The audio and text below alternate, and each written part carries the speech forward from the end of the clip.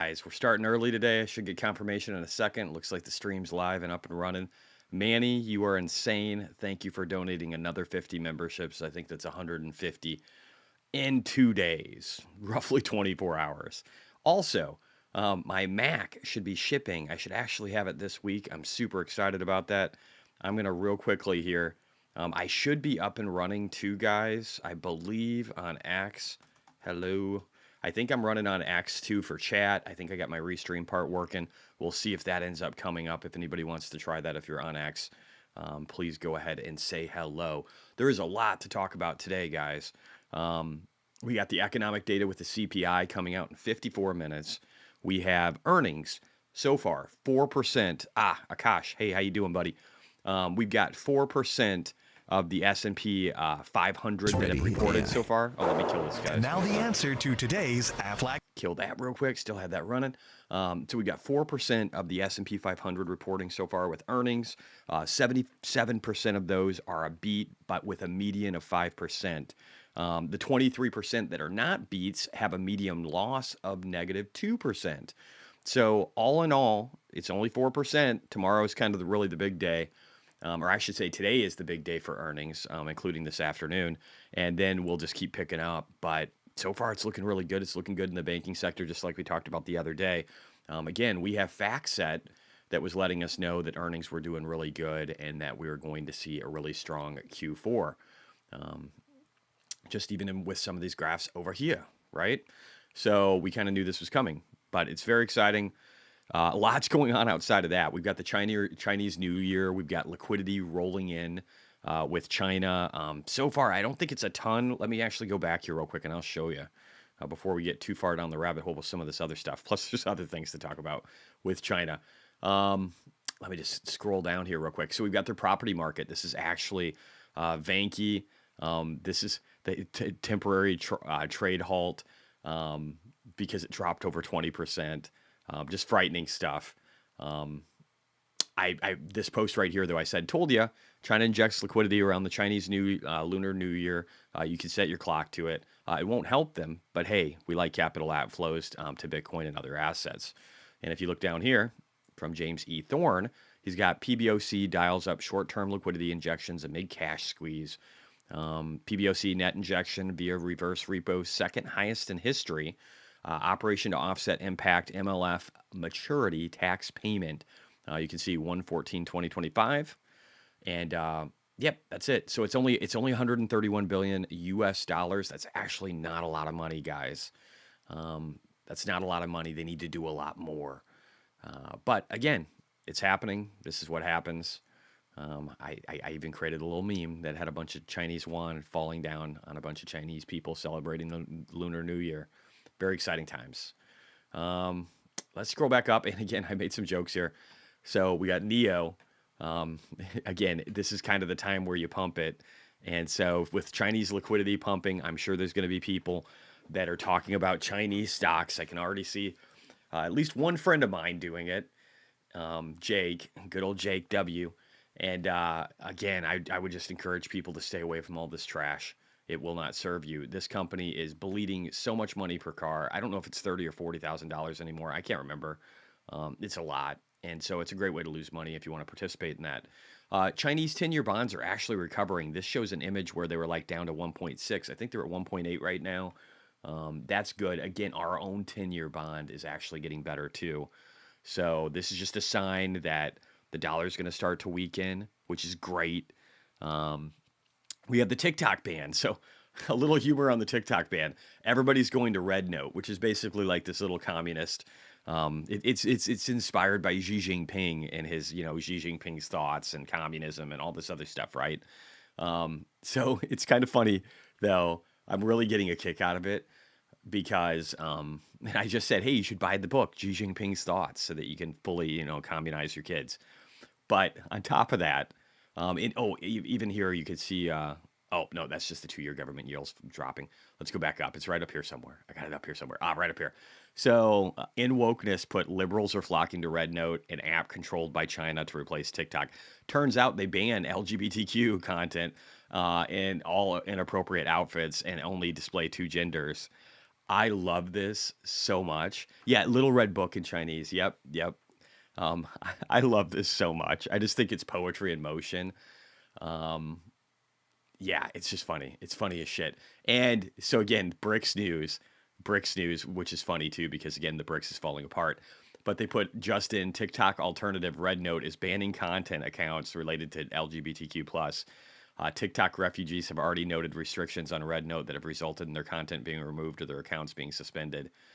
So yeah, guys, if you want to show your booty shaking on Red Note or express your LGBTQ-ness, good fucking luck. Welcome to communism. And I just wrote up here, do you think the woke left will be smart enough to realize that communism is not their friend? Yeah, me neither. So yeah, lots of fun stuff coming out of China. On top of that, though, so we got the ban for TikTok. The whole reason people are jumping to Red Note is the ban for TikTok is going to happen on Sunday unless it's saved in the last minute. I do find it poetic, though, that the Democrats are banning TikTok because of its Chinese influence, and then all the people on the left that are woke are jumping to Red Note and greeting their new communist friends and then getting banned. There's just something. We're definitely in the right timeline, and that excites me. That gets me really happy. SF Swiss says, "Good morning, Jesse and everyone. We're starting early today." Yeah, I didn't sleep much last night. Kid's got strep and has been sick. So I'm like, what the fuck? Might as well get on here. Man Mahindra, good morning. Amit, lol, the woke left must be so confused right now. They're and you know the best part? I've got a friend too, who was pissed about Facebook because Zuckerberg is like going all he's getting all based, right? And using community notes and all this other stuff. So I just find it really funny because they're like they're like X sucks. Let's go to what was it? Threads? Let's go to Threads. Let's go to Blue Sky. Let's get off Facebook now. This is bullshit. We've still got TikTok. TikTok's gone. Let's go to Red Note. Red Note's banning us. I find it hilarious. Guess you know where they're gonna come? They're gonna come to X. They're gonna come to X. They have no choice. They're eventually gonna have to just listen to the fucking truth and have conversations like civil people. It's gonna be rough. I feel bad for them. I don't really. Marty McFly, good morning. Yes, sir. Alpha Finder. It's called Little Red Book, direct translation. Yeah, it's totally their Little Red Book of communism, man. XXX, I have 7,000 in extra cash to invest. What stock should I invest? I don't give financial advice, so I couldn't tell you. Akash 2000, smash the like button. Barack, good morning. TLT, its time is coming. It might, but I'm not too excited about it yet because, again, all I'm looking at over the short term is probably more money printing. And I don't know that we're going to get right out of the gate that the narrative that DOGE is kicking ass. Or at least I don't think enough people are going to believe that to really invest in TLT. Could be wrong. Because again, we know with TLT, or at least we know longer dated bonds don't do well with threats of war. And I think with tariffs and everything else, I think there's going to be a lot.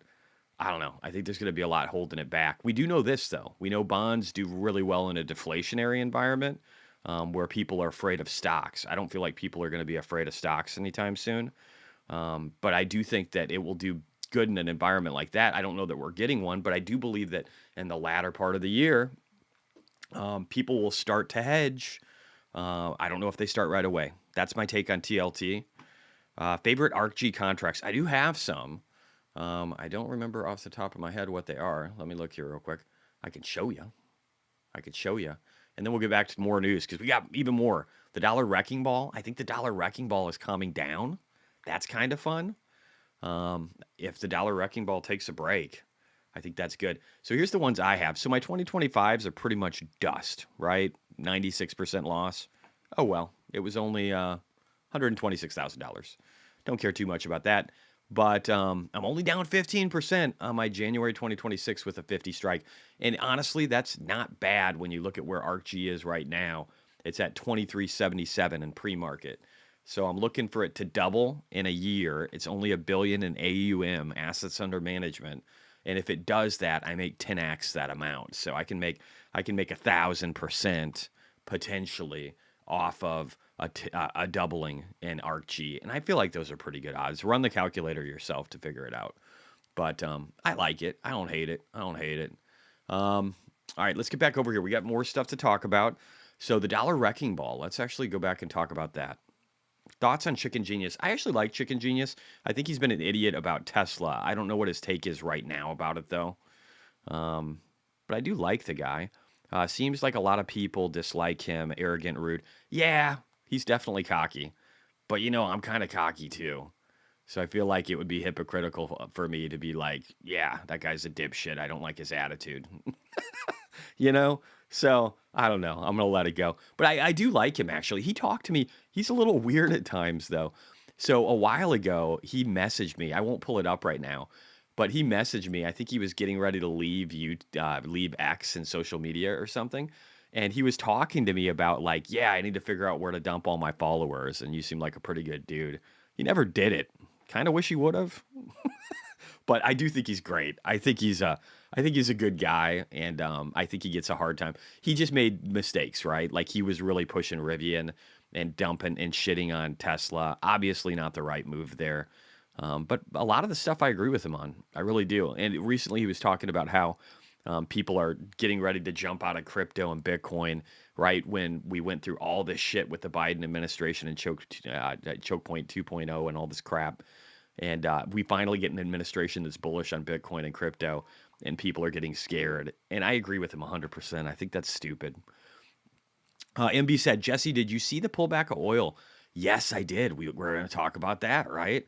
We literally talked about this yesterday, didn't we? We talked about how in 2022, we had resistance over here in 2023. We had resistance in 2024, resistance again. And then I said, wouldn't it be funny if we broke back down off of this? And again, drill, baby, drill, right? Drill, baby, drill. Yes.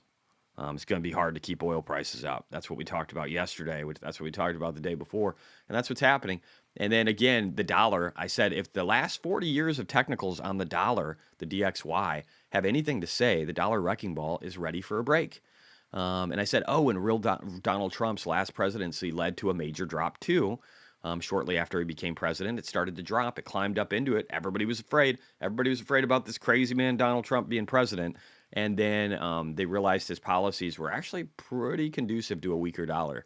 And that's what happened. And again, recently he has said that the dollar is too strong.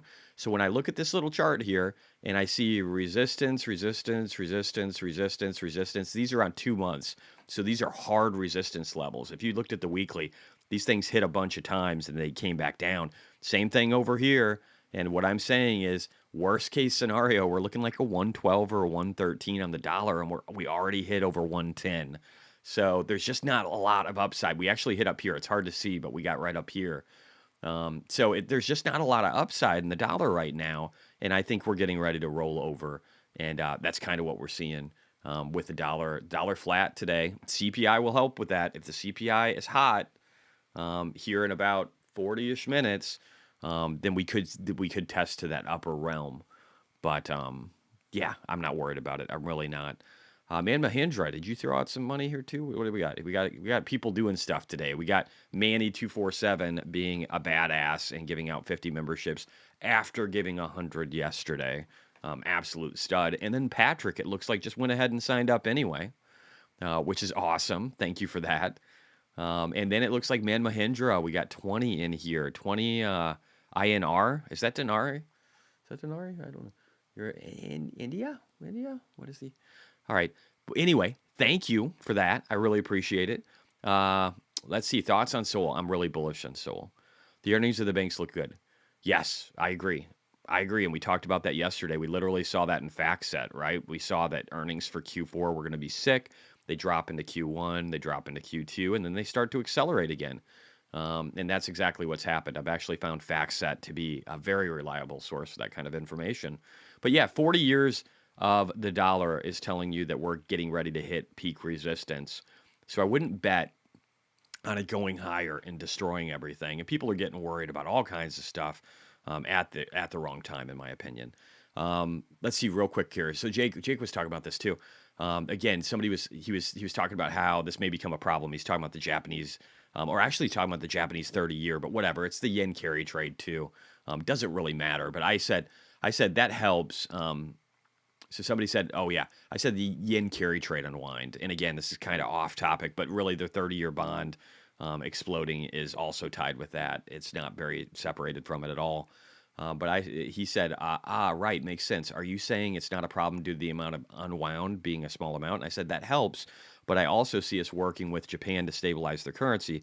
I think we're going to open really strong swap lines. I think that's what saved us last time with the Japanese yen carry trade. And I think that's what's going to continue to happen. I think we're going to negotiate with them to get them to buy their bonds. I'm not the only person who thinks this. A lot of people that are really smart in the macro world think the same thing. I think we'll basically they'll work with us to help reduce pressure on our bond market and our currency market, and we'll do the same thing for them. And I said, plus, it's that time of year when China stimulates their economy. And so, and again, that appears to be what's happening with the second largest stimulus that they've done. How do you gift memberships? You should, if you're on YouTube, there's like a little $ thing. I think you can click on that, and then you can do like super stickers, super chat. I think memberships are in there too. Well, I don't totally know. Wow, man, Mahindra, you guys are crazy today. Thanks, bro. Thank you very much. Everybody's in a given mood. Hey, let's see what the CPI is first, guys. Let's see if the CPI totally shits. Everybody's probably going to want to turn things off and go do something. So just relax, cool down. Are you wearing hi-fi Arias? Yeah, I think so. I don't know. It was like the headset, between the headset and the hi-fi man, like I forget what they call this thing. It was like $1,500 or something. It's like $700 for that, $800 for this. I don't know, something like that. But I love them so much. It's like the coolest. If you're an audiophile, my ears don't work very much anymore, but I just love it, man. I love it. Anyway, let's keep going. U.S. economy stuff, and I will get back to chat in a second. But Global Markets Investor says Germany is in a full-blown recession. Unemployment in the world's third largest economy, guys, has risen for 24 months. This is just a reflection of not just of their problems. That's okay. I don't care, Akash. That doesn't matter to me. The dollar amount doesn't matter to me. It says unemployment in the world's third largest economy has risen for 24 months, the longest streak in 35 plus years. The country likely experienced second straight year of contracting GDP, the longest stretch since 1999. 24 months of increasing unemployment. This is frightening. Be happy you're not in Europe, guys. Be happy you're not in Germany. And if you are in Germany, get out. Holger said, good morning from Germany, where the economy has shrunk for the second year in a row ahead of elections, driven by both cyclical and structural challenges. Don't bed yourself with China. That's my take. German GDP declined by 0.2% in 24, following a 0.3% drop in 2023. This marks only a second time since 1950 that the economy has contracted so much. This is bad, guys. This is what happens when you put yourself in bed with the World Economic Forum and China and the whole like progressive movement of shipping in a bunch of people from countries that hate you. You get things like this, and it's not good. My buddy Chris Patel, he said automotive sector checkup, inventory rising, used car prices down, new car prices down, PPI insurance coming down. Again, this is one of the tailwinds that we were talking about, or that Tom Lee has been preaching about for a while too, is just that you can expect producer prices to come down with this because of the fact that the premiums for commercial auto insurance are dropping, because again, there's this huge lag in the auto market where the prices are high and then the insurance companies adjust for that, and so you get higher insurance rates, and then eventually all this stuff comes down. Man, thank you very much for the 10 memberships, my friend. You guys are great. Again, hold off, guys. John, thank you for the $2. Hold off. Let's wait for a good CPI. Let's not jinx it, okay? But this is good, right? These are tailwinds that are behind us that are going to reduce inflation. You're going to start to see that in housing too, guys. Outside of California, since they burned everything down, you're gonna be seeing prices dropping all across America in sectors that aren't super hot, because if with higher rates, people are like, fuck, am I ever going to be able to sell my house? I need to lower the price. I need to lower the price come springtime. And I think you're going to get a double whammy where you're getting prices dropping into early spring. And then I think you'll still see the long end of the curve rolling over as we establish relationships with other countries around the world and maybe our own banking system to buy longer dated bonds to pull the yield, the long end of the curve down. You know, we don't want 10 years at 7%. We'd like it under 6, under 5.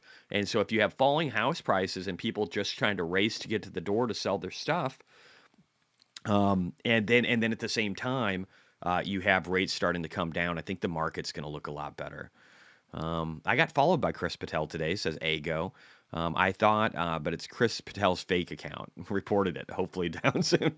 That sucks. Hey, man, but that was exciting for a minute, right? Chris is a good dude.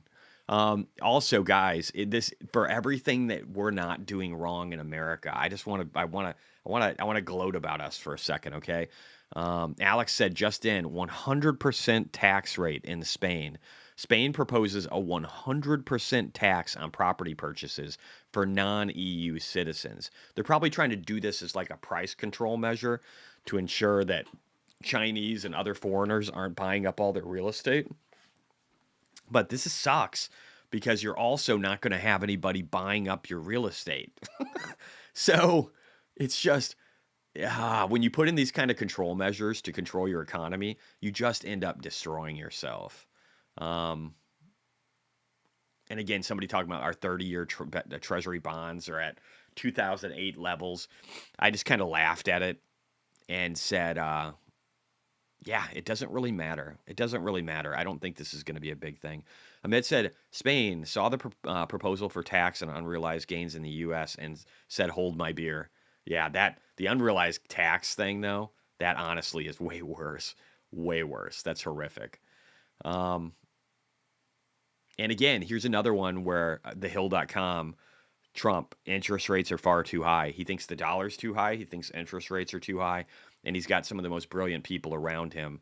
If you guys didn't see it, I did a post with Mark Andreessen in an interview that he had done recently from Andreessen Horowitz. He's the guy who created Netscape, and really, he's probably one of the most brilliant tech entrepreneurs in the world.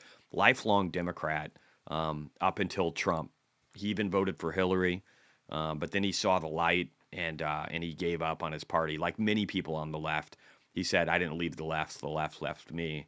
But he was talking about just everything that DOGE can do in order to be able to lower the size of government, like the Chevron deference rulings that came in recently, which I don't want to say mandate, but give massive executive power. There's over 500 governmental organizations in the United States. It's hard to believe. Government agencies, there's over 500 of them. It's hard to even count them. People differ on the number, but these things are almost autonomous. They don't have Congress deciding their budgets. They just kind of do whatever the fuck they want. And the Chevron deference ruling is going to allow Trump and the United States and DOGE and Vivek and Elon Musk and Mark Andreessen's kind of like he's said that he's an unpaid intern. It's going to allow these people to just literally destroy them, to wipe them out. And Elon has already told us that he believes that 80% of government agencies shouldn't exist. And I don't know if you remember this, guys, but Elon Musk, when he said that about Twitter, that there are too many people working at Twitter, what did he do? He got rid of them. He got rid of them big time. I don't know if I heard all of his comments on Anduril. I like Anduril though, and I love Mark Andreessen. But you got to realize, guys, what's coming. This is the Javier Milei approach, but it's going to be more drastic. And they have the actual power, executive power, with these latest rulings to wipe out large swaths of government. And they're going to do it in a way that's not too disruptive. We'll talk about that in a second, though. I also love British Hoddle here. This guy, cocky asshole, kind of reminds me of myself, kind of reminds me of Chicken Genius. Maybe worse than both of us. But he said the general problem with conservatives in the West is that they're too soft to actually win. He said, I've had this feeling since my country voted for the political exit from the EU, Brexit. He said, this Trump administration feels different, driven by vengeance. I don't know if vengeance is the right word, towards the woke mind virus and the desire to succeed, in essence, punish through success. I don't know if punish is the right word. He said, the closer this gets, the more hopeful I get that they could save the West.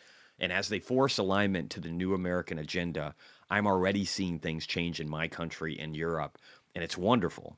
All great things need a little bit of hate to make sure execution is full and final. And this administration has it. So again, I disagree with him on the motive, right? But I do think that it's beautiful that this is happening and that we're seeing this kind of change. I do disagree with him on the motive, but I do believe that that's true. And let me see, do I have the Mark Andreessen one in here? Oh, you know what? I might have put it under Trump. My boy Final Countdown said, good morning, all micro to macro, like and retweeted. Please do the same to help with his family. Yeah, Final Countdown's a good dude. If he's saying that these people need help, they're probably good people too. So if anybody wants to help contribute to that, I would definitely recommend it. All right, so under Trump, Pete Hegseth. Do you guys know Pete Hegseth? If you don't, but as President, you're getting ready to. This is Pete Hegseth, right? This is the defense secretary. Listen to this fucking man and tell me if he isn't the exact person we need to have defending this country. By the way, 29 minutes till CPI. Let's get to it. Trump also told me we've repeatedly placed people atop the Pentagon with supposedly the right credentials, whether they are retired generals, academics, or defense contractor executives. And where has it gotten us? He believes, and I humbly agree, that it's time to give someone with dust on his boots the helm.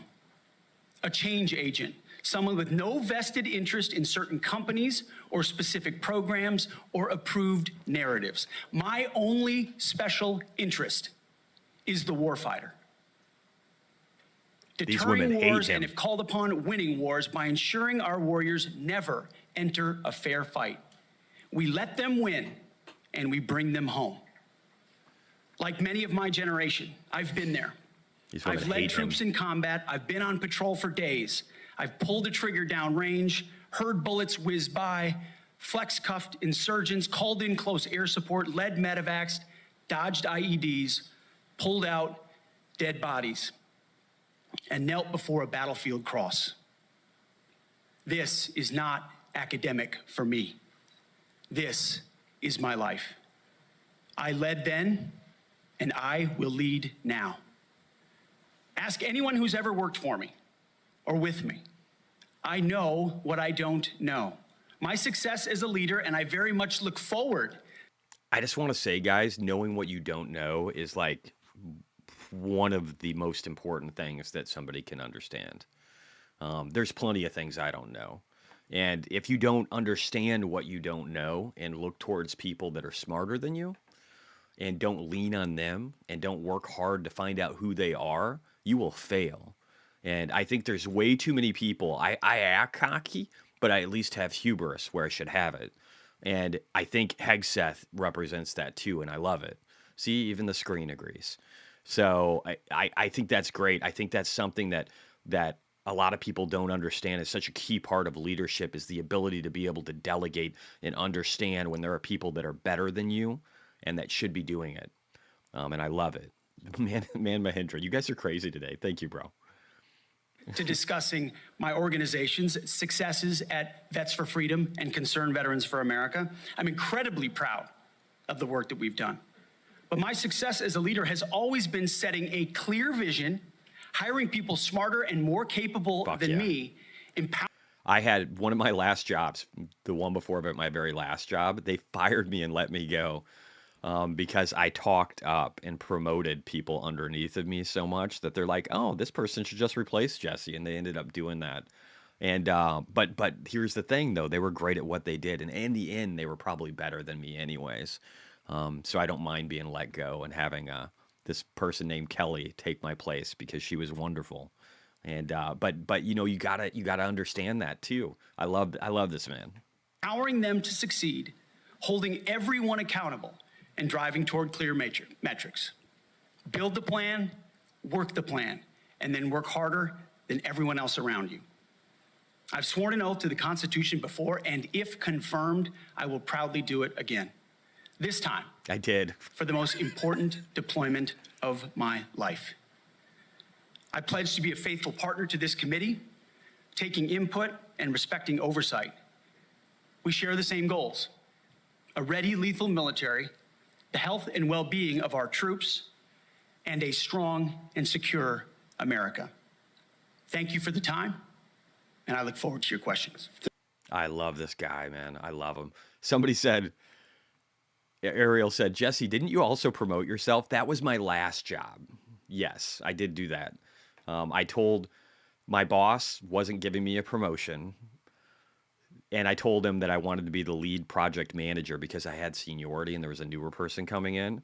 So since he didn't promote me, I went ahead because I could. We were a small company. I updated my email address to be senior project manager.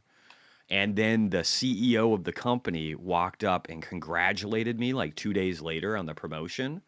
And then I walked up to my boss and I was like, dude, I think you got to promote me now because the CEO just congratulated me on my promotion. And it's probably going to be really awkward for you if you don't.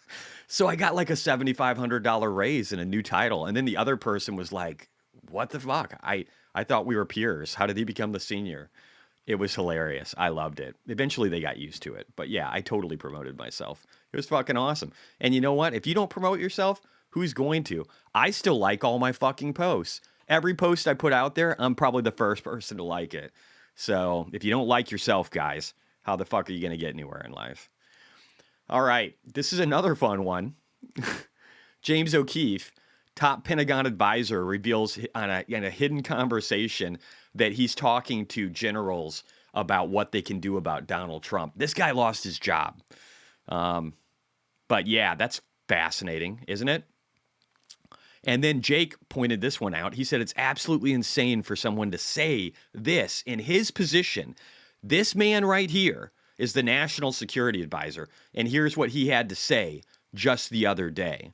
Tell me if this isn't frightening and a good reason why Democrats do not deserve the power that they had. I hope this is my last time at this podium, at least for a little while. I don't mean that in a negative sense. I mean, the only thing that would bring me back is an unexpected event in the next few days, which, as you all know, is totally possible given everything you've seen over the course of the past years. But if it is, in fact, my last time before you, I just want to say thank you for what you guys do every day. Thank you for putting up. What the fuck does that even mean? Oh, hey, if somebody kills Trump or if we keep power over the next few days, then I guess I'll be back. This is the national security advisor. Why would you even say that? I'm a really difficult employee. Yeah, dude, I've got authority issues. Yeah, I'm not a good employee, AT. It's better that I run my own life. Right? Is that not the freakiest, weirdest shit? When you have this guy who's a senior advisor, joint staff, Department of Defense, former special agent in the FBI, former special agent to Hillary Clinton, talking about how he's working with generals that are as high as 4 stars to figure out what to do with fucking Trump. And then you have the national security advisor indicating if something weird happens between now and Inauguration Day, we better protect Donald Trump and Elon Musk to the nth. You guys better have fucking private security because this is some bullshit right here. Paw Mark, I was the assistant to the assistant regional manager and had a mega desk. Cool. That's a lot of middle upper management going on. I used to want to be a director. You know, that's funny. The girl that replaced me, Kelly, she's a sweetheart. She's brilliant. I'm sure she did a much better job than me. But she ended up, forever I wanted to be a director. I thought that was my dream. I wanted to be a director because all the people around me had risen up to a director. And I am so fucking glad I do what I do now and that I don't work for the man. So glad. It's just funny. You never know where life is going to put you, right? You never know. Never know, guys. 20 minutes. The things that I thought were so devastating. And you know, the funny thing is when I got fired and she got promoted in my place and then eventually turned into a director, I didn't even apply for another job when I got my last job, the one that I dropped my pay 40% in the last year so that I could spend, well, year and a half, so that I could spend investing and only working 10 hours a week, making $45,000 a year. It's just funny. I never applied for that job. Kelly, the person who had replaced me, talked to her boyfriend, and then also another person talked to this person, and the CEO of this company just hit me up and said, "Hey, I heard you're open. We wanted to talk to you about a position." So it's wild, man. It's wild where life leads you. The person who took my job helped me get a job, and then at the same time, like 2 years later, she tried to apply at the same company because she fucking hated her job. Anyway, it's a long story. So much stuff. Matthew Purdy, I hate my job. A technical delivery manager, and I actually want them to fire me instead of keep promoting me. Not like I'm overly performing.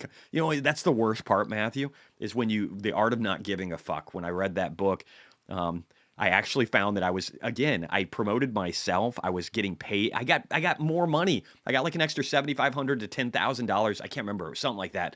When I didn't apply for this other job. So I got fired. Then the person who took my job helped me get a new job where I was making more. And then like a year and a half later, I promoted myself. And then later I demoted myself and got a 40% pay. I was working 10 hours a week, making $45,000 a year. That was probably my best hourly rate before I retired. Life is funny. BGZ retiring in 2 weeks. Congrats, dude. It's great. It's beautiful. It's also going to be hard. And if you have issues with it, talk to me. Double H, cocky yet credible and not a bully. Okay, you can be both cocky and humble at the same time. I used to follow Chicken Genius. He has some sense, yet he can make retail investor follower feel stupid. Yeah, he doesn't explain stuff super well. I definitely get that. He has like really quick, sometimes like angry comments and responses. I get that. I try not to be that way. I might be that way too. I'm not Satoshi. Now you're stacking M's. Yes, I am. True that. Matthew Purdy, great book. Yes, it is. The Art of Not Giving a Fuck. And the 4-Hour Work Week, guys. Those two things changed my life. They set me down a path where I just didn't give a fuck. And when I stopped giving a fuck, that's when everything got better at work. How weird is that? By the way, guys, we have SpaceX looking to launch another Starship today. I don't know what time that is, but I'm going to try and check that out. Sounds like the Office movie. That's my life. I just hated corporate America so much. Tyler, I work in the U.S. Space Force. It's a love-hate relationship. I can imagine.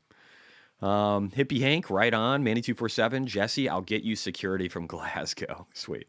Chicken Bro, I quit my job in December. Should probably look for a new one if CPI comes in hot. All right, bro. I'm hoping it doesn't. I hope you get to enjoy that time off. I had a few friends that tried to retire alongside me.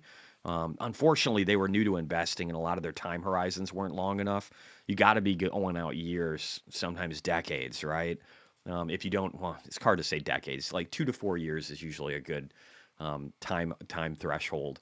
But if you don't do that, like it's hard, right? Like if you don't have at least a 2 to 4 year time frame, if you're looking out weeks or months and thinking you're going to be a day trader, you're probably going to get fucked. And those poor people, they just went right back. They went right back to work. Mr. Proper, I would rather deliver DoorDash than work in corporate again. Bro, I feel you. I literally, funny story. When I lost my second to last job, the one where Kelly had been promoted, when CPI, it's coming out in 16 and a half minutes, Sack. But when I lost that job, I was thinking about being a postman. Can you imagine Jesse, the guy delivering your mail? I can't. Fuck, I'm so glad I didn't do that. DC 2023, it just shows the paths, though, that we take, right? You can have a path where you're like, I'm taking a risk, or you could do like the safe thing and just be like, fuck, I'm tired of corporate America. I'm going to go deliver postal stuff. I'm glad I just tried a little bit more. DC 2023. Today, Alex Jones revealed the audio tapes about JFK assassination. LBJ hired Mac Miller to... Yeah, it's hard to know. Alex Jones can kind of half the time be a nut job. So I don't know if I believe everything about it, but I'd be interested to hear what those are. I do think this. A lot of things that were conspiracy theories, like the Epstein and all these things, we're going to find out a lot. Invite Kelly to your streams. I haven't talked to her too much, actually. Probably teach her how to invest. Whatever this means, SpaceX, Wednesday, January 15th, the 60-minute launch window will be from at 4 p.m. Central Time. Okay, cool. Sweet. Okay. So that's today. Yeah, cool. Chicken Bro, invite. Oh, that was you. Okay. USPS. Dude, I was going to be a post office person. What the fuck, right? I'm glad I did this. Glad I gave this another try. Man Mahindra says, Jesse, could you share your experience when you reach 1 million in your portfolio? What steps did you take to conserve the amount? I didn't take steps to conserve it. I just did the same thing I was doing before. I just kept making more money. That was it. That was it. I didn't stop. Like, I didn't become more conservative. Probably getting closer to that point. I mean, I hit 7 million not too long ago. I'm a little over 5-ish something now. But I just like over here, where was it? 2022, I think I hit 1 million. This is my low balances because that's all I was tracking. But I hit 1 million at one point in 2022. And then you can see my low balance in 2023. I mean, it was just under a hair of 1 million. So I just kept making more money. Jesse goes postal. I probably would have been that guy. Frightening. Todd Gleason, my mom is in USPS. She says it's the only job where you start at the bottom and work your way down. I believe it. The only good thing I liked about it, I was like, I get a lot of steps in and be healthier than I was in my desk job. That's like the one thing I was looking forward to. The first 100K is the hardest. They say that, but I don't know mathematically if there's a real big difference. I don't see one. And I've seen people talk about that, but I don't think there is one. Yeah, CPI coming out in 12 and a half minutes. Freedom options, to preserve capital. Just make more. I'm never leaving. Yeah, and again, there's probably going to be times I get more concerned in the latter part of this year. I haven't been holding back on that, right? I've been using leverage since the bottom of the bear market in Bitcoin and the bottom of the bear market in Tesla since basically 2022. And even before that with Bitcoin related stuff, I've been using leverage, but I've been dialing back substantially, right? I'm dialing in a little bit more, but I'm going to be dialing out a lot. The only leverage I'm really going to focus on here in the not too distant future, and by that I mean like the next couple of quarters, it might drag on a little bit longer depending upon how things go. We've got to reevaluate all the time, right? Every month, every day, you're reevaluating your position. But if things go the way I think they're going to go, I'll probably be hedging more, and that will be all the leverage that I have.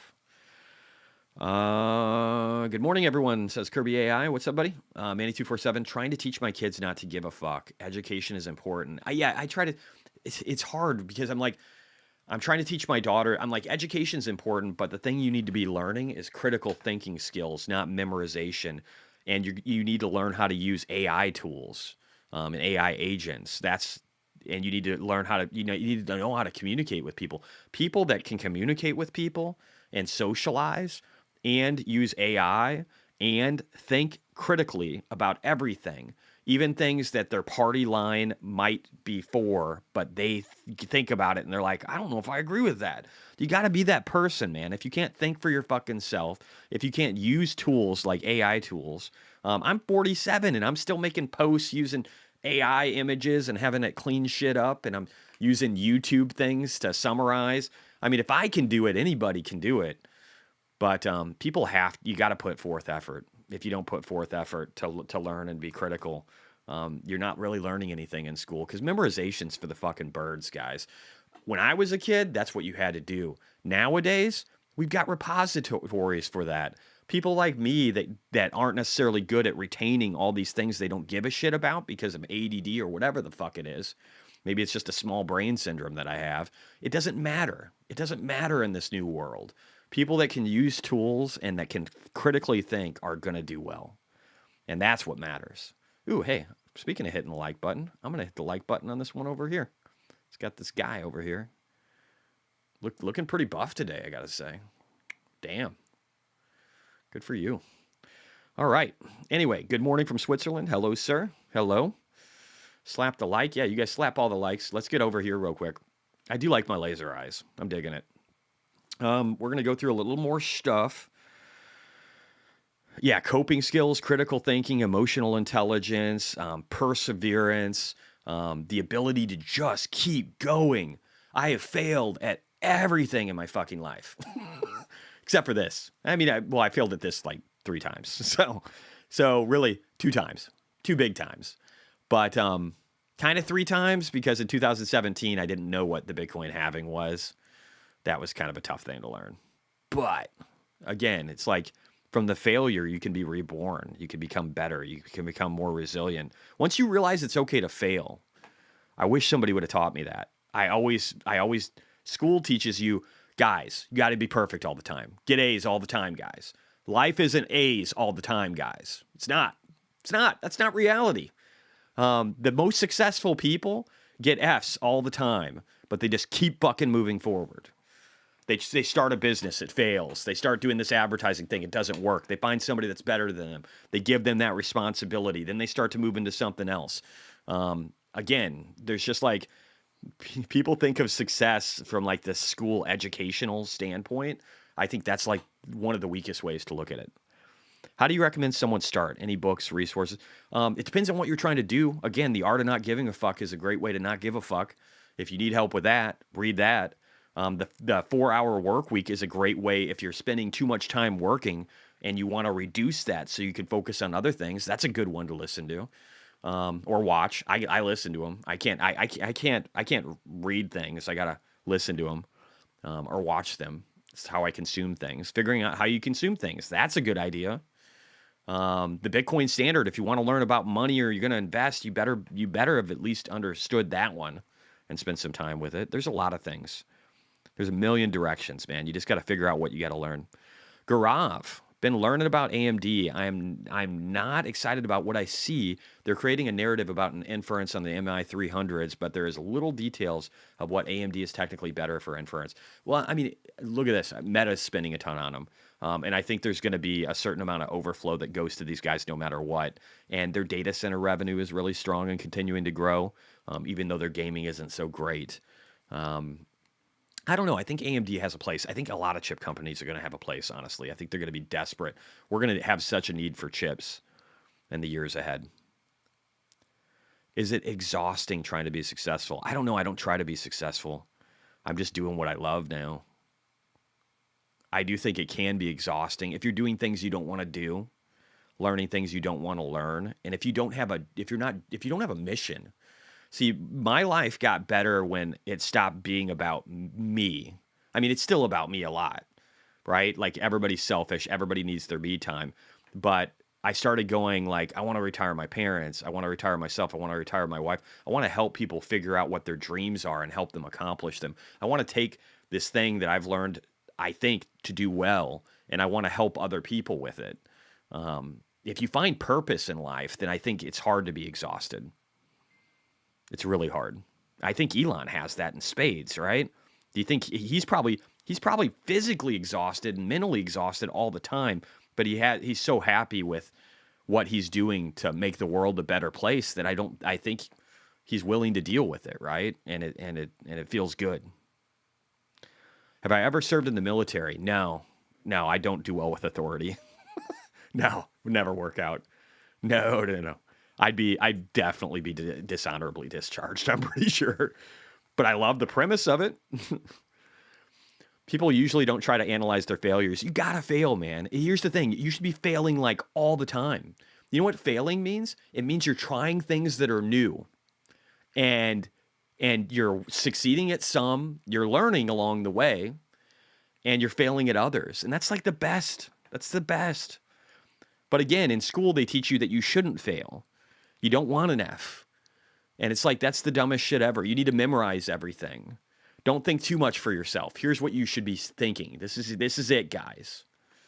It's just really fucking backwards. MB says success is freedom. Set my MB LTD 12 years ago. Never looked back. Money is irrelevant if you make enough to do what you want. I agree. Money is just another number, man. I got to 7 million and it's like, oh, okay, I still want to get to 10, 15, but my goals have changed, right? Like now I want to help everybody I love be able to accomplish their dreams or figure out that their dream isn't what they wanted, like what they wanted in life, and then move on. I want to accelerate their path forward in life. And then I want to help my city. And then maybe I want to help my country if I make enough money. Bro, try telling Asian parents that less than A+ is failure. Yeah, I believe it. I believe it, bro. I believe it. All right, so we got 4 minutes, guys. We haven't done a whole lot of going through news stuff, but this has been fun to chat. I know we haven't done a lot lately, so I apologize. Robin Williams quote. I got to read this. Nathan says, "You realize that things matter." Wait, let me go back. You realize the things the thing that matters are others, way beyond yourself. Self goes away. Yeah, dude, ego and self are garbage. You have to remind yourself every day of that. Bye. You realize that there are a lot of amazing people out there to be grateful for and loving God. Other than that, good luck. That's what life is about. I'm not a super religious person, but I do believe, I don't know, there's got to be some purpose to all this. And again, I think that you shouldn't be selfish. No matter what happens at the end of this life, even if it's nothing, I don't care. I just want to know that I left the world a better place. That's all I care about. That's all I care about. And if it's in a small way, it doesn't even have to matter to most of society. And here's the way I look at it, man. 99.9% of us in 100 years, nobody will even talk about. Isn't that just beautiful? I mean, you could look at that in a depressing way, right? Yeah, I do. I actually think out of all religions, I kind of like Christianity. It's like at the top of the list for me because I do think I think there's a lot of beautiful symbolism in it. It's been used for some things that were pretty brutal throughout history. The Crusades were not its finest moment, but again, I think being selfless is a very important thing to learn. I like it better than Muhammad, like having sex with 5 and 6 year old girls. I like it better than that. Red Dead Redemption 2. I don't play games, unfortunately. I don't really do that anymore. This is my game now. We got 3 minutes. I better get over here real quick. Don't call me lucky. I failed more times than you have tried. Yes, I saw that quote recently, dude. I don't remember where that was. I love that, though. I think that's so beautiful. Don't call me lucky. I failed more than you have tried. That is such a beautiful quote. That is such a beautiful quote. Jesse, TED Talk this morning. Love it. Yeah, I guess so, Scott. Wow, great advice. Try something. Yeah, dude, you just got to fail in life. It's like fail forward. Yes, Drew, that's exactly it. Fail fast, fail forward. As long as your direction is forward, then life is going to be good, man. And again, if you wake up in the morning and look at what you appreciate, don't look at your wife and be like, "Oh, she didn't clean this thing. I'm so mad at her." Look at all the things she did do. Look at your child for all the things that they are. Look at your parents for the things that you love about them. Take time to figure out what you appreciate. And here's the one I love the most. There's a song I listen to all the time. It talks about how we're lucky just to be alive.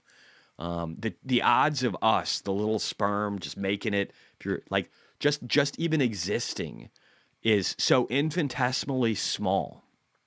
That don't we owe it to those other little swimmers just to fucking do something with our life? I feel like we do. So just even breathing is a thing to be grateful for. Every day you wake up and you are not in the ground, be grateful for that day. And hopefully we can be grateful for some CPI data here in about 1.5 minutes. You guys are so awesome today. MSTX is a good risk reward at these prices. I think it is. I've got 300,000 in it or something. Might be more today. But again, it's not a huge amount of my portfolio. It's like 5% or something. 6%, maybe 5.5%.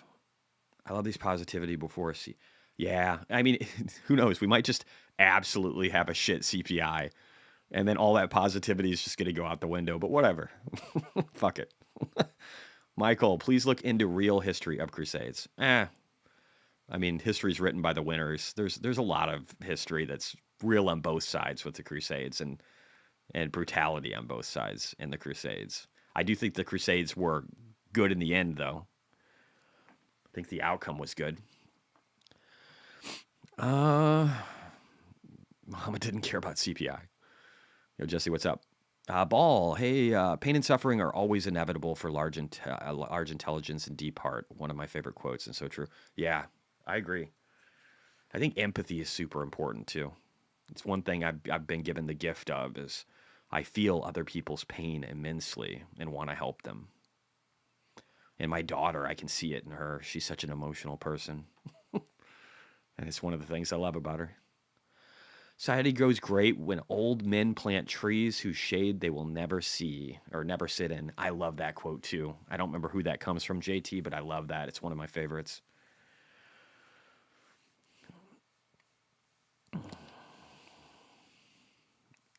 Oh, war is always a dark moment, Michael.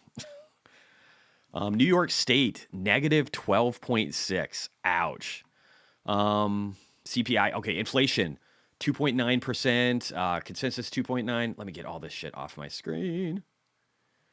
Get off my screen. I hate how these pop-ups come on the right because they like cover everything up. Super fucking annoying. All right, here we go. Inflation rate month over month, 0.2%, in line. A little bit lower than forecast. Inflation rate year over year, 3.2%, underneath consensus and forecast. Good stuff. Inflation rate year over year, we'll skip the month, 2.9%, in line. CPI data, 315.61, in line. CPI December, still generating. New York Empire State Manufacturing, negative 12.6 when they expected 3.1 and 3. New York and Chicago, I think, are shit right now because of their sanctuary city status. I do want to listen to my boy, Rick Santelli, and see what he has to say. And again, manufacturing gets good going forward because of Trump. So I'm not really worried about that metric. All right, one sec. We'll get over here and we'll dial it back to some Rick Santelli. Oh, if I can get in here, right? Don't go to bed angry. Yes, that's a good thing. See, I'm so tired when I go to bed usually that it's too hard for me to be angry. Let me refresh one more time here. Hey, and thank you to the almost 1,200 people that are here. I appreciate you. I might yell at some of you, but I still appreciate you. Not all of you. Some of you I don't appreciate. Most of you I do. The vast majority. All right, here we go. Let's get red. Rick isn't even red today, guys. I'm on fire today. Awesome. At least that's metaphorically and not like California. All right, here we go. It's too soon. I shouldn't do that. All right, here we go. Indicate what you will see with consumer prices. BTC again, going up. A lot riding on this number and the Fed's expectation of what it will do me. as a result. Rick Santelli is standing by at the CME in Palantir's Chicago. going up Rick, too. we've got about 20 seconds before we get these numbers, but a lot riding on this. Yes, a lot riding on it. And yesterday we did make some hay with the short-term month-over-month on PPI, but the year-over-year was We're still above the 50, sticky, guys. well Look at over this. 3%, even though some mild progress is made. Same may be true today. We want to pay very close attention to year-over-year on retail inflation. And here we go. Consumer Price Index for December comes out up 0.4 on the headline, exactly as expected. To find a higher number than 0.4, you're going all the way back to August of 2023 when it was up 0.5%. Strip out the all-important food and energy, up 0.2, 1/10 cooler than we expected. 1/10 cooler than the rear view mirror, up 0.2. How does that comp? We equal July of 24. Find a lower number, you go back to June of 24. Year-over-year numbers, here we go. On the headline, year-over-year, up 2.9. As expected, and I always question how much more important as expected is to the fact that it's 0.2 higher than our last look, which was 2.7. Cool. To find a number higher Four than for 2.9, Tesla, you're guys. going to June of last year. And finally, on the year-over-year core, it's 3.2%, 1/10 lighter than the rear. I just want to pause to say one thing. With FactSet, we knew the earnings were going to be good, and we're seeing that. And then we have FS Insight to let us know how the earnings are going. And if any of you guys got lots of money, man, I highly encourage you to subscribe to FS Insights with Tom Lee. Again, I'm sharing a lot of the wisdom from it, but he's great. We should support him. But between FactSet, Tom Lee, and a bunch of other stuff that we're subscribed to, I feel like we have really strong direction on where things are headed next. And that's cool. That's a good place to be. Again, I could have been a postman. This in some world, in some alternate version of reality, I'm delivering your fucking mail. But here, I'm dropping bombs. rearview mirror, 1/10 lighter than expectations. But, 3.2 Thank you, is a MKBG. little bit of progress. It equals where we were in August. Now, that think the party equals started. August. To find a lower number, you're really going in the way back machine. You have to find a 3% number, and that's all the way back in April of 21. Now, many don't look at the indices. I look at the indices. This really says it all. Okay, if you look at the CPI index, started that 10-year down 2%. 1913, it now is 315.605. 315.605. That's the second highest number ever. The highest, the record, was October of 24. If you look at this, pretty much every month we make. I would have been too poor for the Cybertruck, Luke. I would have been about $5 million shorter than what I have right now if I would have went the Postman route. So let's be happy I did this. XRP party started. Can't wait. I keep on shitting on people for XRP. Hey, man, I hope you make a lot of money. I could be. Palantir's up 3.6% today. So Palantir might actually bounce. I could be wrong on that. Maybe I'll be wrong on XRP and you guys will make a bunch of money. I'm rooting for you. I think your odds suck, but I'm rooting for you. Fannie Mae and Freddie Mac, guys, up 28% yesterday. 8% so far in pre-market today. Fuck yeah. Alejandro. Oh, here we go. Alejandro's in the house. NVIDIA's GTC 2025, NVIDIA's first quantum day on March 20th, will feature Ionic. I'm rooting for you. Hopefully you get some bounce back here, Alejandro. Jesse Kreniak, SoFi at 65. Woo woo. Anders, put to call ratio down. I'm sure it's down pretty heavy. XRP is the god coin. See, I totally disagree with that. It's just another shit coin in my opinion. And it actually performs really poorly every cycle. It has this one big pump every fucking cycle. Every cycle. It's like clockwork, and then it dumps. I think it can still double, though. Maybe go up 200% from here. So you guys could make some money off of it. I just think there's a lot better opportunities. Bill Ackman is a goat. Jesse, Hood next, please. Yes, we can look at that. Hood's probably doing really good. SoFi's up almost 2%. Hood's up almost 5% after going up 5.5% yesterday. Well, since Ionic dropped like 70% in the course of 3 days, I would hope that the last 2 days have been kind to it, Alejandro. Manny247, let's change people's future. Have hope. Never stop dreaming. Your dreams can come true. Yes, I agree.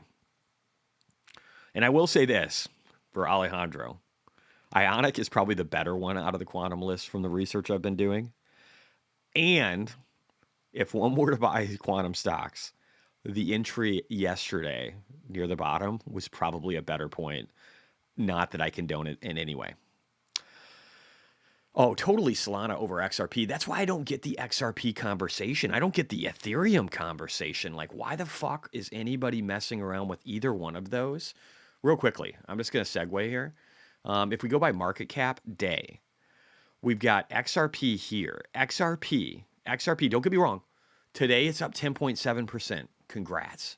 It has a $164 billion market cap. Solana has a 93, so it could double from where it is right now, and it would be XRP's size. And here's the difference. Nobody's using XRP. I mean, bankers. Did you guys get invested in Bitcoin and crypto because you liked banks? Is that why? Why the fuck? Whatever. I'm done talking about XRP. I do think this, though. I think Ethereum stands to lose a lot. It's a $400 billion cap. Also, my boy James, Invest Answers, was talking about this recently, guys. I recommend buying a new one, Tippy, because that $7,500 tax credit. I would buy a new one personally, especially like if you're getting a Y or a 3. They're like the best cars you can make. Don't get an X. I've driven the X. I just had an X. I had a loaner X. I've driven the X. I've driven the 3. I've driven the Y. I personally would own the 3 if you're like a young kid and you can get in low to a car and you want to look cool, get the 3. If you've got a family and you're on a budget, get the Y. And if you just want the best fucking car on the planet, get the Cybertruck. Because with steer-by-wire, the stereo, the ride, everything is better. I drove an X Plaid, guys. I got new winter tires on my Cybertruck, along with a couple of other things. I drove an X Plaid, right? Thought I'd love it. Fucking hated it. The door wasn't opening quite right on the left. It only had like 15,000 miles. The door wasn't opening really good. It's got these power open and closed doors. They were confusing, and I just was never doing it right. The stereo was shit compared to my Cybertruck. And the only fun thing was it was fast as shit. But outside of that, is it worth double the price of the Y? No, it's not. It's just not. Alejandro, thank you, Jesse, for your words. I only invest in Ionic. The others are too speculative, in my opinion. Be careful. Ionic is probably the better one. But again, I'm not condoning it. But I also don't want to shit on you. You're a good dude. Mr. Casper, Solana Fire Dancer's online already. Dude, Solana's so much better, guys. If you just look at virtually everything, when I look at altcoins, again, follow James Invest. He's the best. Oh, and the point I was going to make, he was talking about how he was talking about a concept I try to talk about all the time that people don't understand. It's the amount of money that something needs to have go into it to make a shit ton of money. I should have brought a cough drop. I hope I'm not getting worse with my daughter's sickness. But people look at the market caps of something and they're like, what does it take for Solana to go up by $20 billion in a market cap? Would it blow your mind if I told you 1 to 2? Do you realize that? I need more honey. Yes. I don't like the stereo. Dude, you gotta ride in a Cybertruck, bro. It's fucking sick.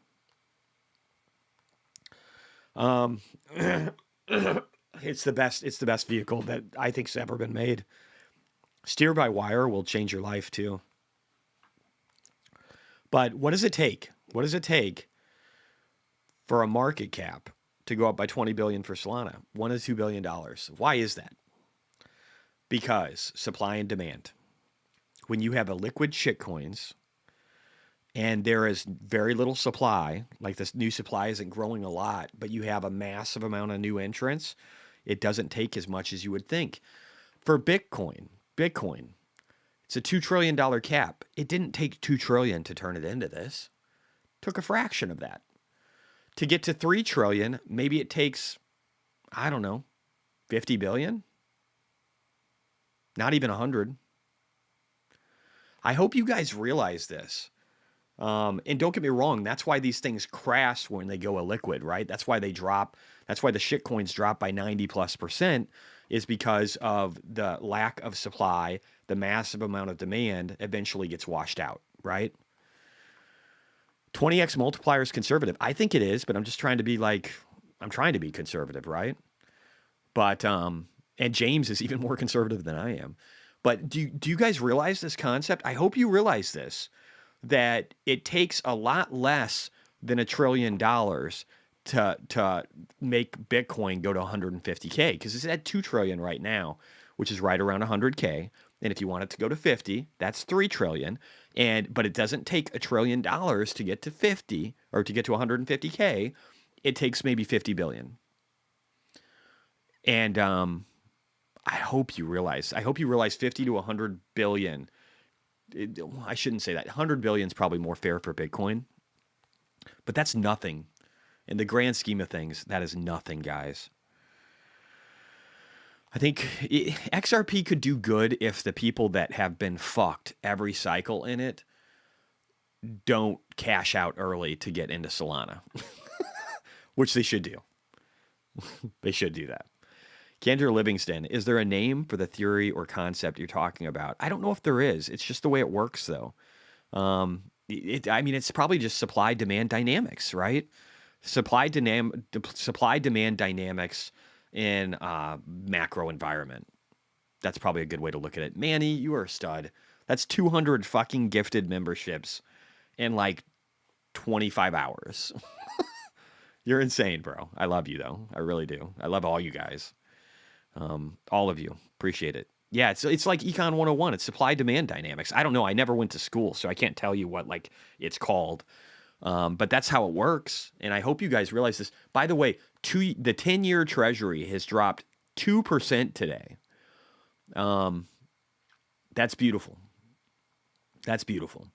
What are we seeing for currencies around the world? The dollar's continuing to drop. It's back into the 108.8 range.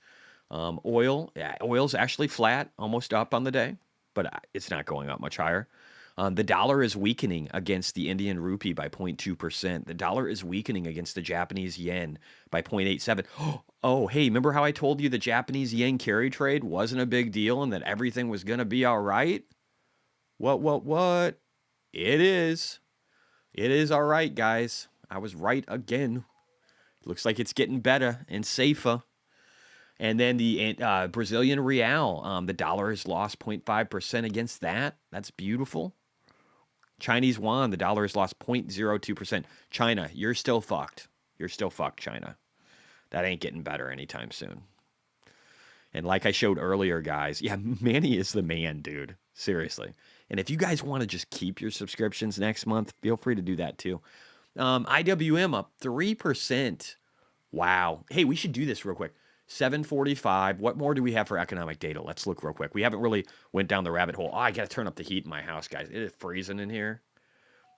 Real quickly. Let me just crank that shit up. We're going to crank it up a lot. We got to wake up everybody anyway. No better way to wake up the house than to turn up the heat where everybody's like incinerating in their bed. Yeah, so again, the New York Empire State Manufacturing Index is an absolute fucking train wreck.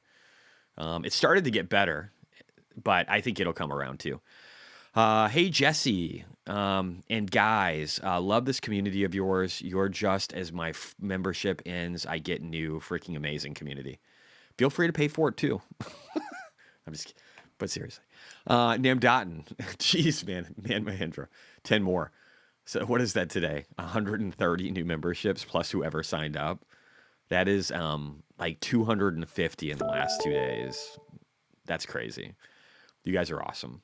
But yeah, so I think this will still come around. I think manufacturing is going to come around in a big way, guys, with Trump in office. Thank you, MKBG. Need JPY weak, then dollar. I'm going to Japan next month. The dollar's still very strong against the Japanese yen. So you're in a very good place to go to Japan. Best community on YouTube. I like to think so. Burley Kane, Fannie Mae, $24 play from Ackman, looking good. Yeah, bro.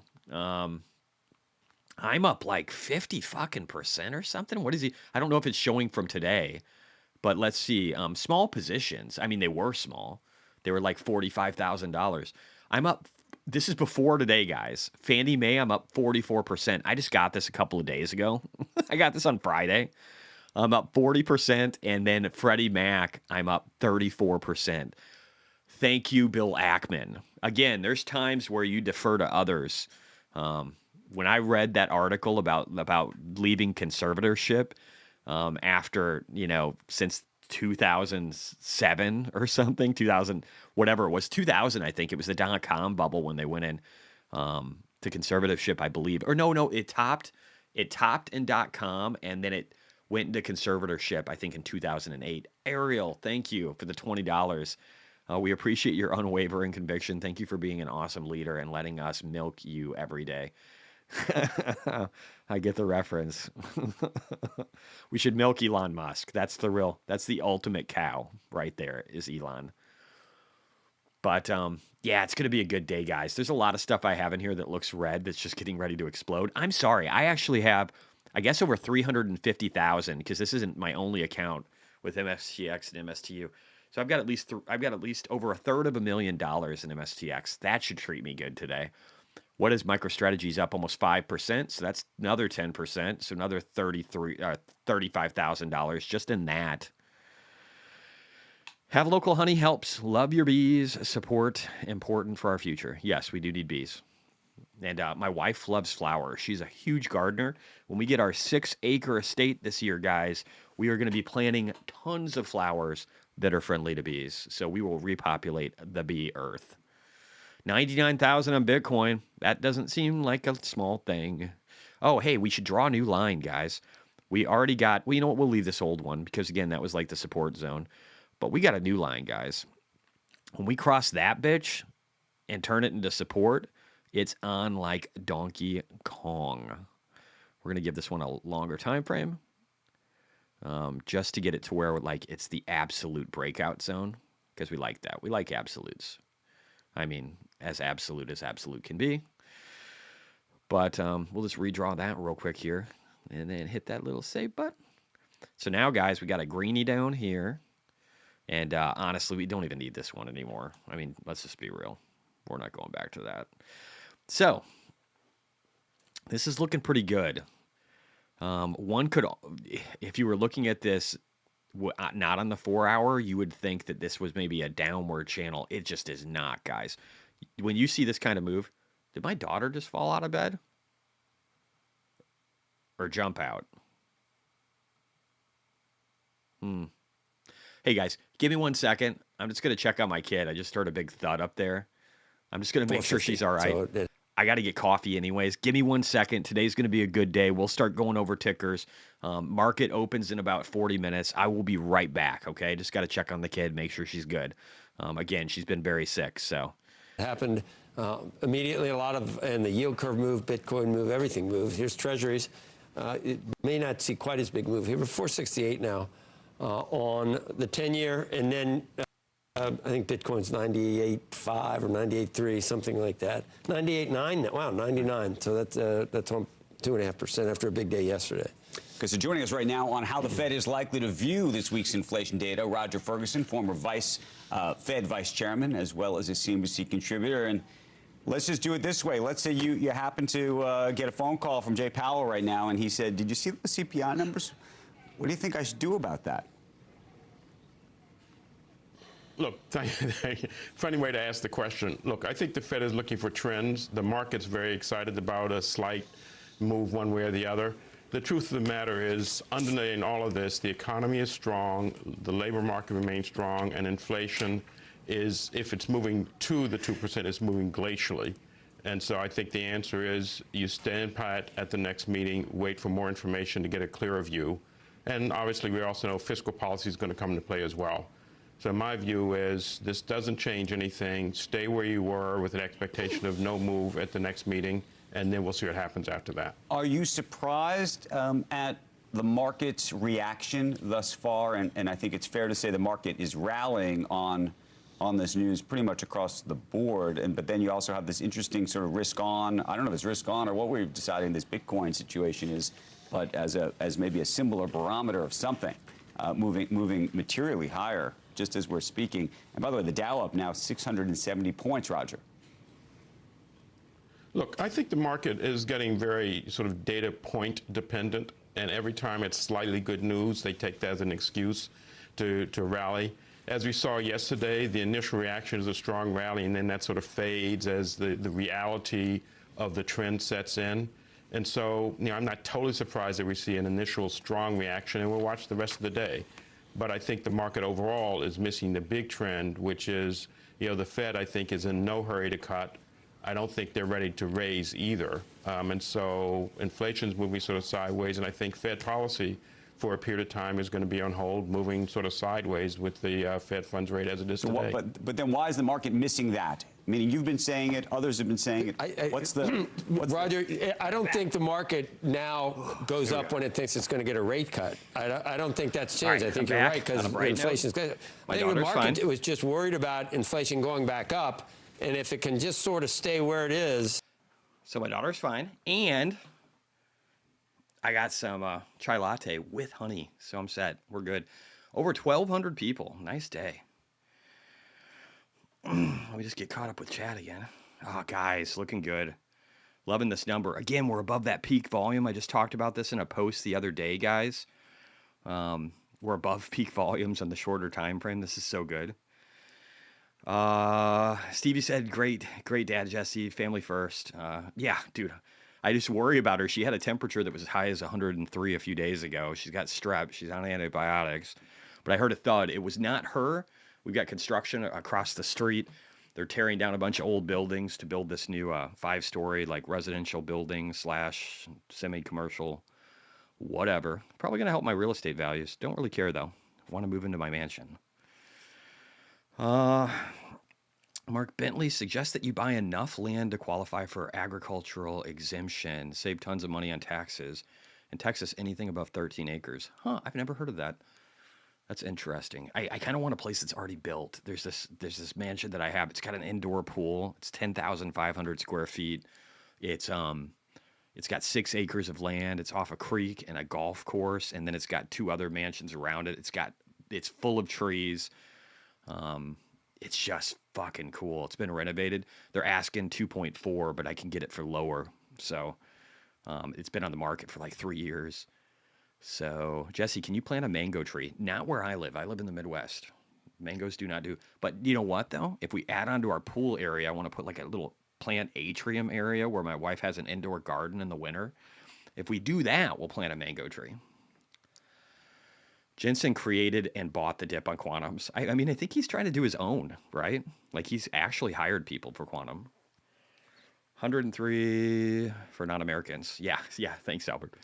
The pilot mindset, usually sleep really well, but got insomnia tonight, forcing me to, dude, I literally woke up at 2:30 this morning and went to bed at about 10:30. So I did not get a good night's sleep myself, bro. So I feel you. Critical Architect, nice location is everything. Yeah, it's everything. And again, like it's just a beautiful home. It's got some work to do. I don't like all the rooms and stuff. There's some renovations to do. But it's like, it's just gorgeous. It's fucking insane. And it just feels right. Like I knew the house I'm living in right now, I've lived in for like 18 years. And I just knew right away that it was going to be my home. I just knew it. I saw the future with it. Before I even went into it, I knew what it was going to look like. There's just some times in life where it's like you know the direction you need to take. Cysteine is pretty good for preventing colds and stuff. Could have longevity effects. Yeah, there's a lot of things like that I want to research. Mark MKBG. Hood broke the 44 mark. Yeah, let's start looking at some ticks, guys. Let's look at some ticks. Let's do this. I want to go, I'm going to do this since it's still pre-market, since I started so early.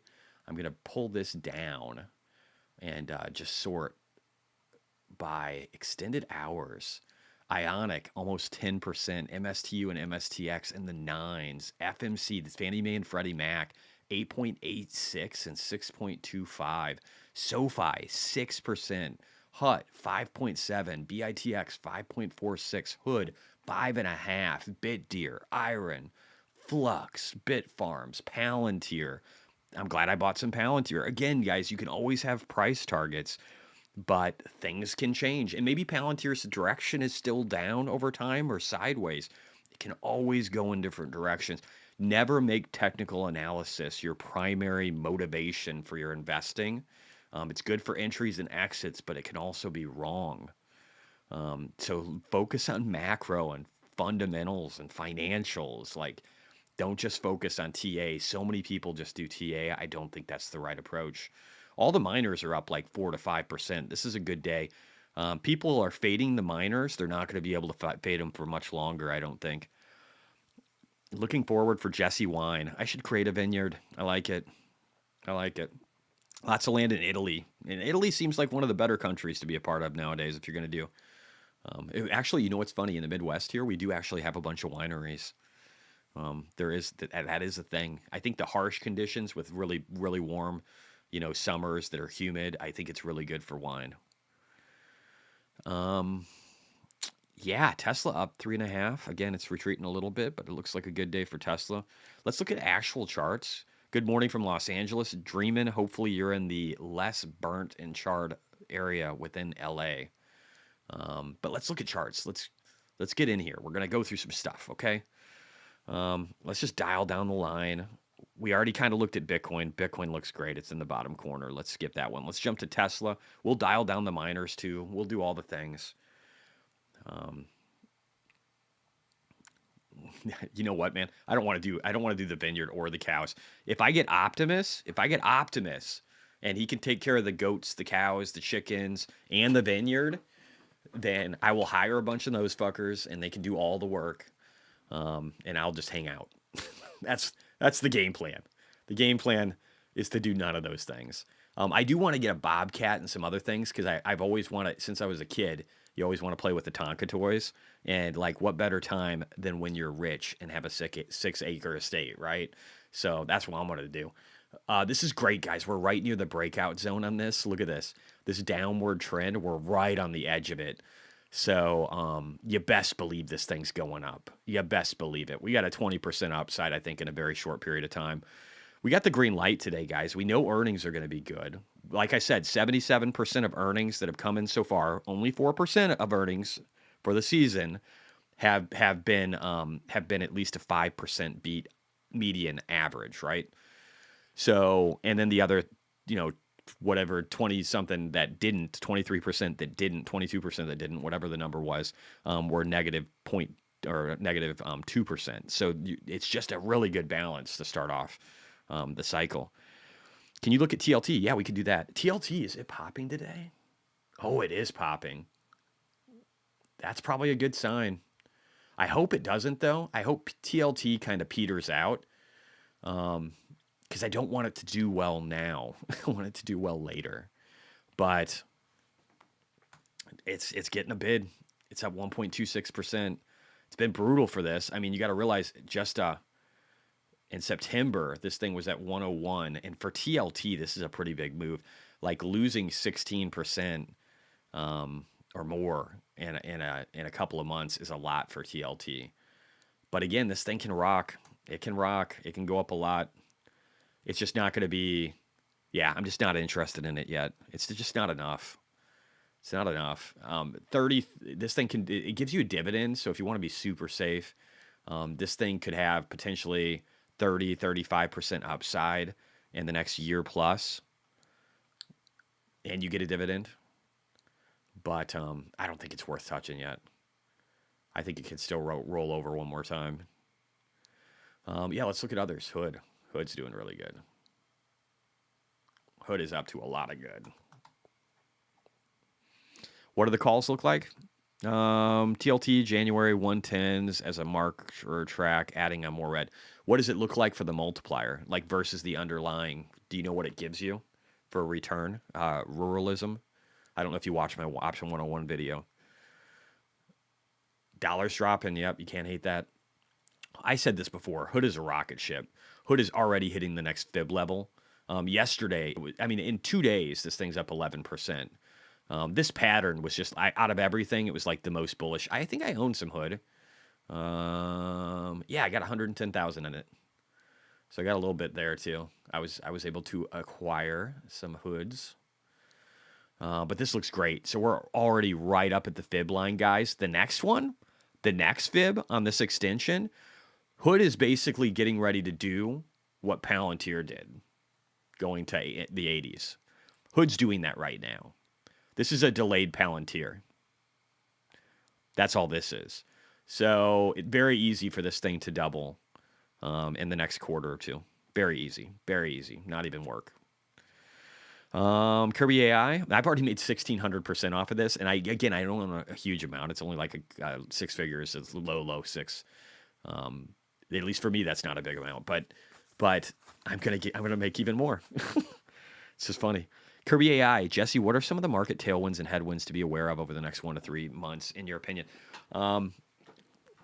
Headwinds are going to be, it's all about narratives. I think tailwinds are going to be reality, right? Like DOGE is going to start cleaning house. Day one, Trump is going to start doing a lot, and I think people are underestimating it. So tailwinds are going to be everything Trump's doing and everything DOGE is doing, and it will be a weakening dollar. It will be dropping energy prices because people are going to start taking them seriously. It'll be all these things, right? That's the tailwinds that are behind us. The headwinds will just simply be narratives. They won't be real, but it doesn't mean they won't have their time in the sun. That's how things work. And the narratives are the inflation, tariffs bad. It's going to be that. That's the negative narrative that they're going to try and paint, but it's not real. And so that'll probably ebb and flow a little bit until people realize that inflation is not a concern, and that Trump and Elon Musk and the team behind these people are truly badasses. And then we're just going to see an explosion of risk. That's when you'll see the PayPals, the ArcGs, all the things, like all these the MSTRs and the MSTX and all these clean spark calls, all these things are just going to start to explode. And that probably includes quantum stuff like ionic. Again, I wouldn't touch the rest for sure, but it could go up. I don't know. I just don't believe in it, and I'm pretty sure I'm right. But it doesn't mean it won't go up like fucking crazy. This is the melt up phase. You know what's funny too? There's this guy Henrik. Everybody follows him. Even my buddy Bach followed him. Mortensen Bach would follow him for a while. What is his name? Henrik something. He's just a class A retard. What is his name? Does anybody know that guy? Henrik von something something. Do you guys know who I'm talking about? This dipshit right here. This guy. Wall Street can panics as stocks crash. So this guy told you the melt up was happening. Now he's telling you that we're getting ready for the meltdown. Absolute fucking idiot. He was also talking about Tesla dropping to like $20 here soon. I don't know why anybody listens to this person. Here's the thing. Somebody can sound smart and say really just, and this guy appears like on YouTube videos with people. People quote him. And he's an idiot. He doesn't understand what the fuck he's talking about at all. And I can say this, like, look at this, like, Swiss block global macro with Henrik's. Don't get me wrong, he's got a nice chin line. He dresses nice. But why the fuck would you listen to this guy? Like, I don't understand it. He literally thinks Tesla's going to drop 90% soon. And he thinks that we're going to have global depression like the world has never seen. And there's this other retarded fucker that argues with him that's really old. And he's like the same way. I don't know. I just don't get it. How many people follow this guy? 174,000. You know what's funny is I'm catching up to him. This guy used to be a big account to me. Broke the macro code, Elliott wave chartist, business cycles, head macroeconomist at Swiss Block.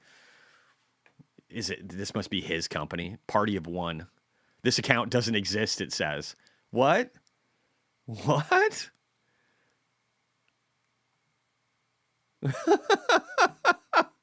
What the fuck? What is this? It doesn't even go anywhere, bro. Yeah, is this your actual URL? Is this what we're supposed to be looking at? Oh, I gotta agree to shit. Who we are. Leading the way in understanding crypto market cycles. Oh, great. I mean, he's got a cute office. He broke the code, guys. And so if you were listening to this guy, you're actually planning for the depression right now, and you're not making any money today. So, good job, Henrik. Great fucking work. Sat Singh, I think he references the 2-month, 10-month year spread and creeping unemployment. Unemployment just went down, bro. Again, these people who want to be like the doomers and gloomers, they're always so wrong. I will tell you when risk increases. We're not there yet. I won't tell you that for sure something is going to happen based upon the tea leaves, though, because there are no tea leaves. It's all probability. And so the more confident people are about things happening that don't have really clear, recognizable, repeatable patterns, and that don't include like you can't compare us to the Great Depression. There are so many things that are different. There are some things that are the same, but there's so much that's different. There was no technology innovation during the Great Depression. I mean, there was stuff coming, right? There were things that happened that were revolutionary at the time, but it's nothing like what we're seeing right now. Yeah, never bet on the apocalypse. You know why? It hasn't fucking happened yet. So don't bet on doom and gloom. Here's the thing, too. I never get the whole bet on the worst of the worst of the worst happening.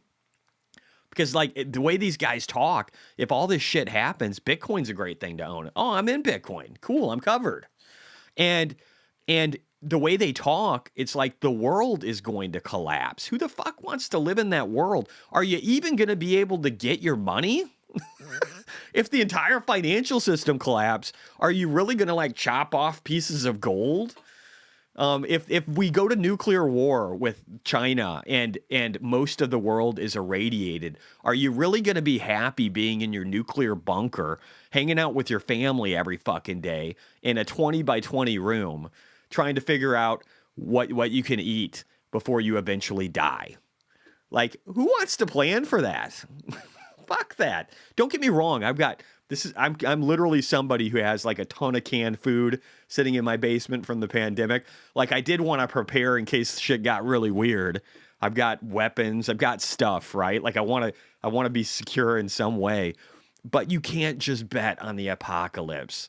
And it hasn't happened yet. So if you have, you're just like me. You've got a bunch of canned food you can't even give to the food shelter because they're like, it's expired. And I'm like, but guys, it's supposed to be good as long as it doesn't have any cracks in it or anything.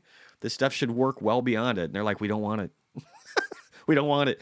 So I've got to eat all these fucking cans of ravioli. So yeah, The Last of Us. Yeah. I want to see that series. That series is so good, guys. The game was good. I only played like a little bit of the game, but the series is really, really good. I'm digging it. Our X comments making it to the live stream. Yes, Ernest, I fixed that. I've still got to fix my computer because I'm swapping with the SSD for like memory utilization. So I'm still waiting on my new one to come. It should be here hopefully this week, and then that's going to make like things badass. But find a homeless camp. Yeah, you know what? Unfortunately, where I live in the Midwest, there's a lot less homeless people. You know why? It's fucking cold, and they'd rather live in Florida or California. All the smart homeless people are like, where is it really nice? I want to live there. The dumb, poor homeless people live where I live, where it gets to like -20, and they don't last very long. So it's sad, but true. Only I learned pandemic is dancing and TikTok. Yeah, that was the pandemic. Weren't those some fun years? All right, we should do some work here. I feel like I should do some work. Does anybody have a stock they want to look at or something? Let's see. Do we have more economic data? We got all this other stuff. We got a bunch of inventories on oil and shit. Nobody cares. Fed Goolsby's talking today. That's kind of cool. Bitcoin's on the march. Hex yes, over the 99.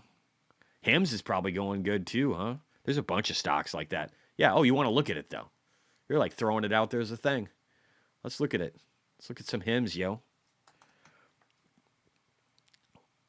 Anyone feel like we're in high school and just clowning around until class is over? Yeah, dude, totally. It's like you got the substitute teacher, and it's me. All right, so Hims getting a decent bounce. Not super great, but again, we do have at least this pattern, right? That's good. It looks like it's found a base. It's not launching the way these other things are. I don't even know what the PE is for this stock right now, but you're probably getting some bullish divergence and some roll around. So this thing could start coming around. PayPal, that's the one I want to look at. Yeah, ARKG too. Ooh, yes. Let's actually I want to look at ARKG first because that's the one. And I should probably look at PayPal too. I've got like 500,000 in calls in it. So that would be smart. But I really like ARKG too. And guys, this has just been winding up for so long. It is ready to rape and pillage. It is down. ARKG is down 79% over the course of almost 1,500 days since it hit its high. 1,500. 4 years. 4 years. And look at this. It ain't going lower than this. And this is so beautiful because it's like resistance, support for like a year. And now this thing's ready to launch. And all I need to do to make 1,000% on my money and $3 million is have this thing go up to around 50. And if it goes up even higher to like 60, what is that, 4 million plus? Oh, it's going to be fun. Let's look at more stuff. Jesse, wish I knew you in 2022. I used to listen to these fucking doom and gloom or gold bugs back in. Yeah, dude, they cost you so much money, Jeff. I get it, bro. Those guys are rough. Real quick, I'm going to pull up PayPal. We'll pull up AMD. I think I missed a few others. We'll try and get through all of them real quick here. But yeah, just again, if you guys didn't see, I've made a video off of ArcG, and I've done some more recent updates too. It is just such a great opportunity. Snowflake, we can look at that too. Yeah, that's Kathy's fund. It's only $1 billion in assets under management. $1 billion. And so it needs to get to 2. But then again, it's illiquid. It's illiquid. Remember what we just taught you about illiquidity? So if $100 million came into that fund, it would probably more than double. So I can make $3 million off of that if $100 million flows into ArcG. And what's going to happen is people are going to dial down the risk curves. They're going to start to see this shit. Is that video on? Yeah, it is. I could probably find it real quick. But yeah, so PayPal, guys, up 7% in 2 days. Tell me this ain't a bounce. This is a bouncy bounce. And if this thing gets up into the hundreds, this 27% mark, I probably make 9x off of that. So maybe 250%. So I could get a cool milli off of this if it goes up 27%. Yes, please. Yes, please. Maybe more. Yeah, but real quick, that video. Let me find it real quick here. I will throw it in the stuffs for you, my friend. Shouldn't be hard. I don't remember if it was for paying members. Might have been. I don't really remember. But let's see. It's in here somewhere. Why is this so weird? Updating smart downloads.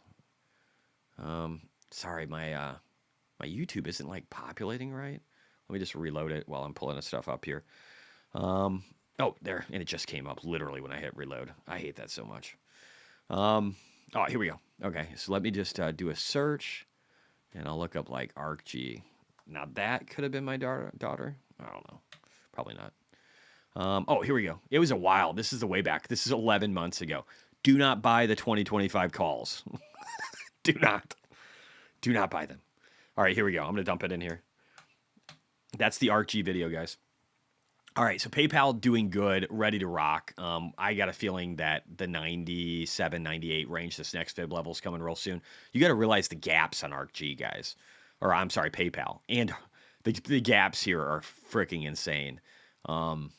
This is definitely something where if they have a good quarter or a couple of quarters, this gets real fun because, again, it's almost 4 years.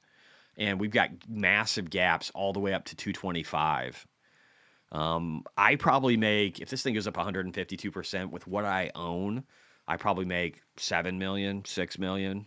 If I held it the whole time, I won't. Yeah, inflation data. We already went through all that. It was really good. That's why the market's up. AMD. Yeah, let's look at that. AMD.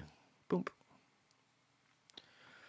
And again, thank you to the 1,200 plus people that are here. If you guys could just simply like the video, if you chat in the comments, that is huge too. If you're on X, if you could add like, share. If you guys comment on X, it's a 17.5x multiplier, which is hugely beneficial. So we still have a consolidation here on AMD, but again, there's two good things. One, the consolidation of this downward falling tightening wedge is good, and it's still maintaining support just like it did over here. Also, the upward trend on this, even though it dipped underneath of it for a second, we're back above it again, which is good. It's what you want to do. So to the rest of the market coasts, I think that this thing is going to come back with a vengeance too. There'll probably be some interesting articles talking about how great it is. Somebody wanted to look at Snow. We already looked at Hood. Hood's just stupid. Yeah, 6.25%. That was an easy buy, in my opinion. Hood is such a great company. It's funny. Everybody talks so much shit about Hood. Everybody told me I was an idiot for investing in it. They're like, do you know who Vlad Teneb is? Have you seen the GameStop movie? Do you know about Citadel? I'm like, yeah, dude, I watched all that shit. It doesn't matter. Everybody's going to buy the stock. 2.88% over here. We can do this better, though. We can do a trend-based extension on this. We'll do that super fast, and then we'll look at some other stuff. So we got this. We got this right here. We got this right here. from trough to peak to trough. And you can see we're underneath the dot 618. We're looking to establish support above it. It happens to coincide with peak volumes perfectly at 172, right around there. Once we get above that and turn it into support in a very quick fashion, we should be off to the 194 range. I don't know what the fundamentals look like, and I'm probably not going to look them up right now. So that, yeah, I don't know. Dylan, if I only knew Jesse in 2022, 2023, I wouldn't have lost money in NEO. Here's the fun part of that, Dylan, just to make you feel even worse. I made 600% in 2023. 2022, I don't remember exactly how much I made. I don't even know if I tracked that well enough. I did go up because I owned, at the depths of the bear market, I bought MicroStrategy leaps, Clean Spark leaps, and Mara leaps. I wish I would have held them for longer. I would have made so much money. But I did really good in 2022 too, but 2023 was the bomb for me. So yeah, hopefully that makes you feel better. Lion Share says, hey, Jesse, can we look at SoFi? Did we look at SoFi? I don't know if we did. Let's do it real quick. So AMD, yeah, again, quick move to like the 193 range. I could see that happening. SoFi.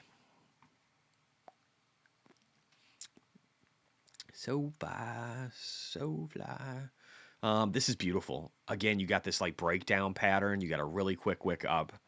And then you've got what should be pretty easy 38% higher to the next fib level. And if you look over here, once we get to that, it's breakout zone. It's the stupid zone. And I think this year, I think 55 is doable for SoFi. I really do. It's a little overvalued right now anyway, and it might have to grind a little bit. They got to prove themselves a little bit. Market's got to get a little, irrationally excited. But I do think that could happen for SoFi. I think there's a lot of people that are going to start looking towards newer tech. And it's just better than traditional banking. They've grown a lot. Celsius. Yeah, we can do that.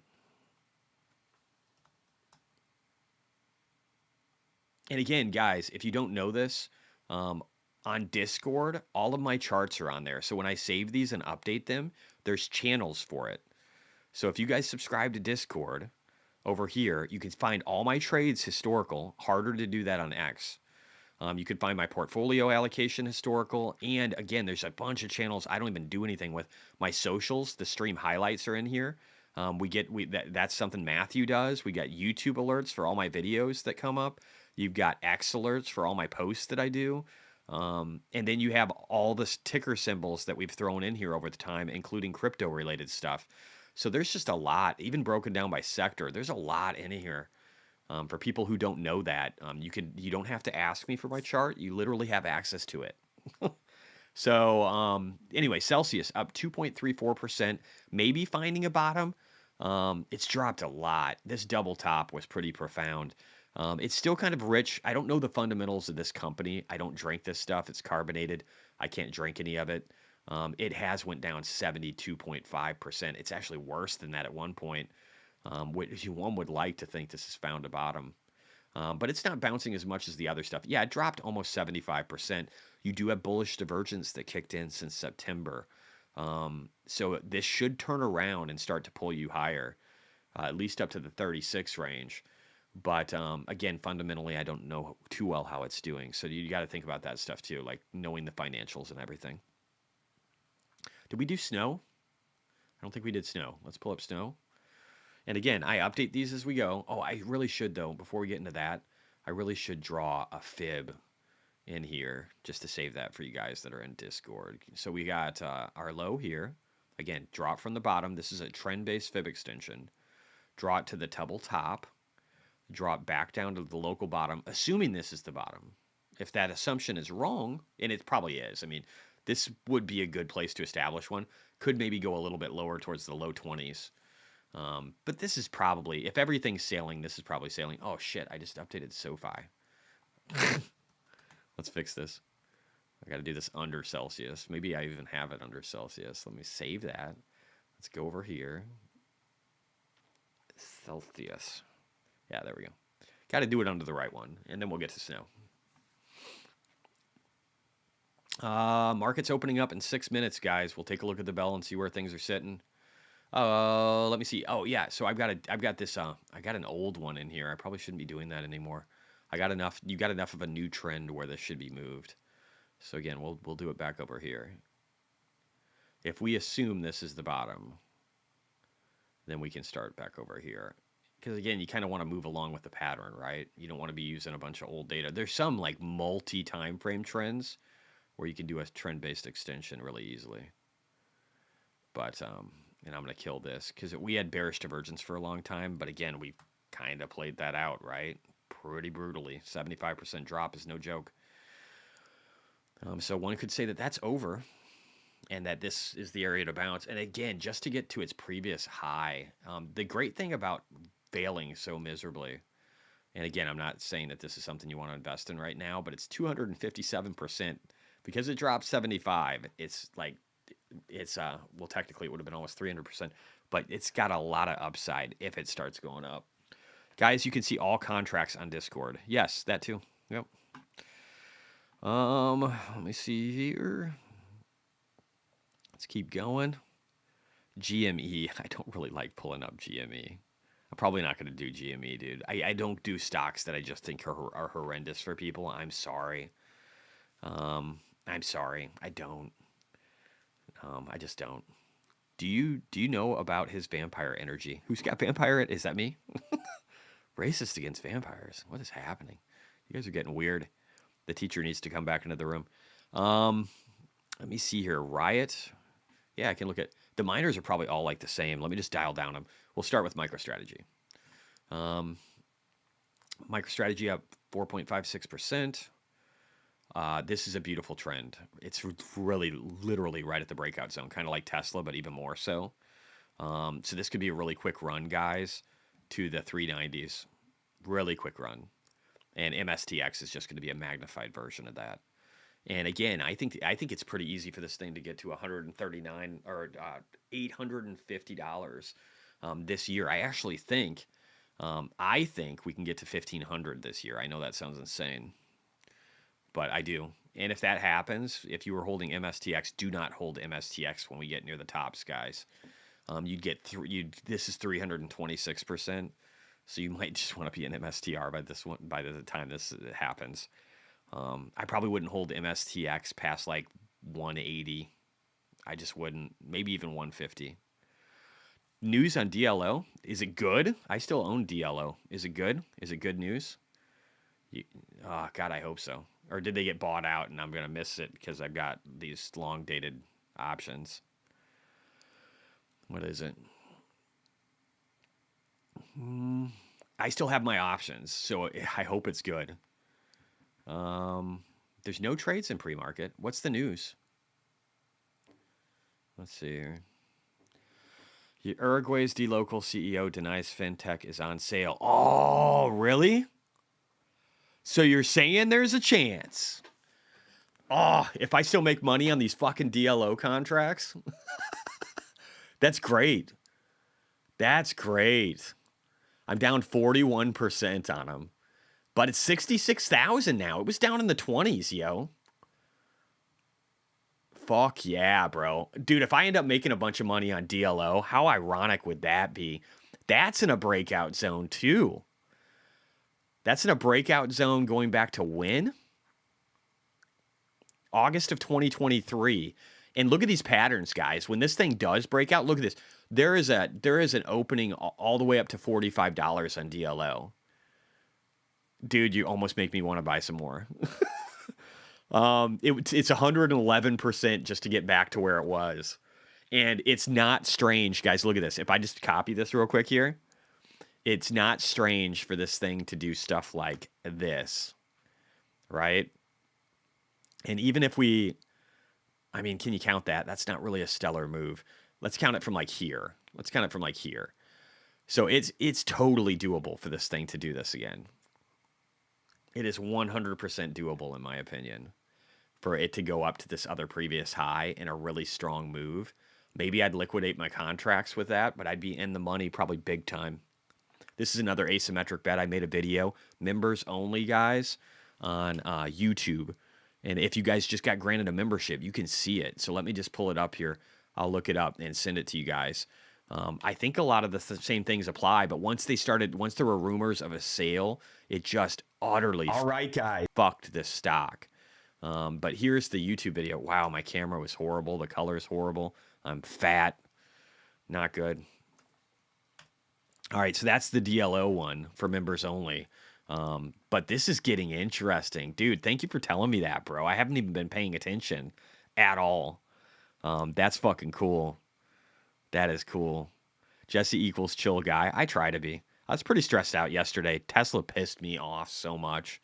The service center drove me nuts. But I won't go into all that. Oh, what do we got? Eva Tesla Plaid said what? Reason I bet all my wealth on Elon. Oh, yeah. Fuck, dude. He's so great. I love Elon Musk so much. He's such a good dude. Chewy. Yeah, we can do Chewy. We can do some Chewy up in here. That's funny. Thanks, Final Countdown. All right, Chewy. Ah, DLO. Dude, if I end up making all my money back and then some. Oh, we just opened too. Let me pull up Chewy real quick. Is this Chewy? Yeah, okay, I just have it like spelled wrong. The market is open. We should probably do the bell ringing before we get to Chewy. Let's just go back here. Let's go back to here. Let's turn on a little bit of noise. Kids to be addicted to Cheerios, but I do, well, actually, Fruit Loops. But I think that what's really going on, David, is it's the regime of what we can do for ourselves versus what happens if you can't kick obesity. What happens if you can't kick diabetes? You can't. And I think that it's only it's a second line defense. Kennedy is about health and wellness, and that's not in favor because most people feel like you can't diet and exercise your way to health anymore. Too many people fail, David. Too many fail. Yeah, interesting story in the Journal. That buffering, I think, is my memory. RFK Jr.'s anti-vaccine aids. We'll see how much of that policy evolves as we work our way closer to Inauguration Day. Let's get the opening bell in the... All right, so we got the bell. Hey, I love that, by the way. Who said that? Astro, lesson of the day. Don't follow idiots who haven't been through multiple cycles. Follow Jesse and chill. I think that helps. But I think some people get damaged from cycles, too. So if you don't have a fresh mindset, it can be bad. Right? Like, you could still be fucked up. You know what I mean? Let me see here. This is an interesting... I'm gonna have to do a broader trend-based extension because this one's weird. So we're going to go to the Wayback Machine over here and just focus on the really big trend, not the small trend, because this one's, again, it's a very multi-year time frame. All right. And I should rename this one because that is just a weird name. I should share this. Oh, and that's one thing I said I was going to do. Let me do this. I'm going to drop, if there's anybody in chat, guys, who's on the Discord, feel free to create a channel for this one. Oh, here, let me do this real quick. I'll just do CHWY, and feel free to create a channel for that. And then I'm going to rename this one real quick. CHWY. That way we got it in there. I need to start remembering to make sure to add these.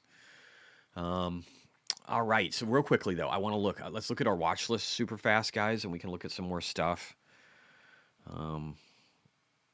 Hey, Jesse, can you look at Baxter? 3 years ago, it was in the 80 range. Now it's in the 30. What do they do? Ionic. Hey, Alejandro's having his day, guys, in the sun. 16%. Congrats, Alejandro. Very happy for you, bro. I'm going to settle with my MSTX up almost 10, and my Fannie Mae up almost 10, and my MSTU up almost 10, and my Freddie Mac up 9, and my Iron up almost 8, and my Clean Spark up 6.5, and my... Yeah, I'm still happy. Still happy. Check out Jesse. Check out MP. It's a new ticker for you. MP. Yeah, let me see. Just one sec. I'm trying to do so much. I don't think I have MP. Oh no, I do. I've looked this up before. I'll try and save these and dump them in chat for anybody who wants to add them to, again, just where we can build up the Discord more. It's trying. Oh, God, my computer's getting slow, guys. We might end up having to cut it early here. Well, we did start at 6:30, so technically we've been doing it 2 hours. But I get this, once my computer starts to buffer, it gets absolutely insane. So I just drew a trend-based extension. This thing is a beast. This is fucking weird. I probably can, or fib retracement. I probably can do this, though. There's at least, assuming we found a bottom, even though it's hard to say. We'll call this the bottom. We'll call this the local high. And I should probably look at the fundamentals here. I'm just going to draw this out because I can't. It's so far over here. Yeah, okay. So we'll call this the bottom. So we're underneath the fib, also peak volumes. Next move, trying to get up here to like 24 to 25. But I don't know. MP materials, I don't know what this is. So we're going to just do a quick look here under visual stocks and see if we can find out what this business is and why we should care. It seems like it's just been failing a lot. MP Materials Corporation. Let's see what it is.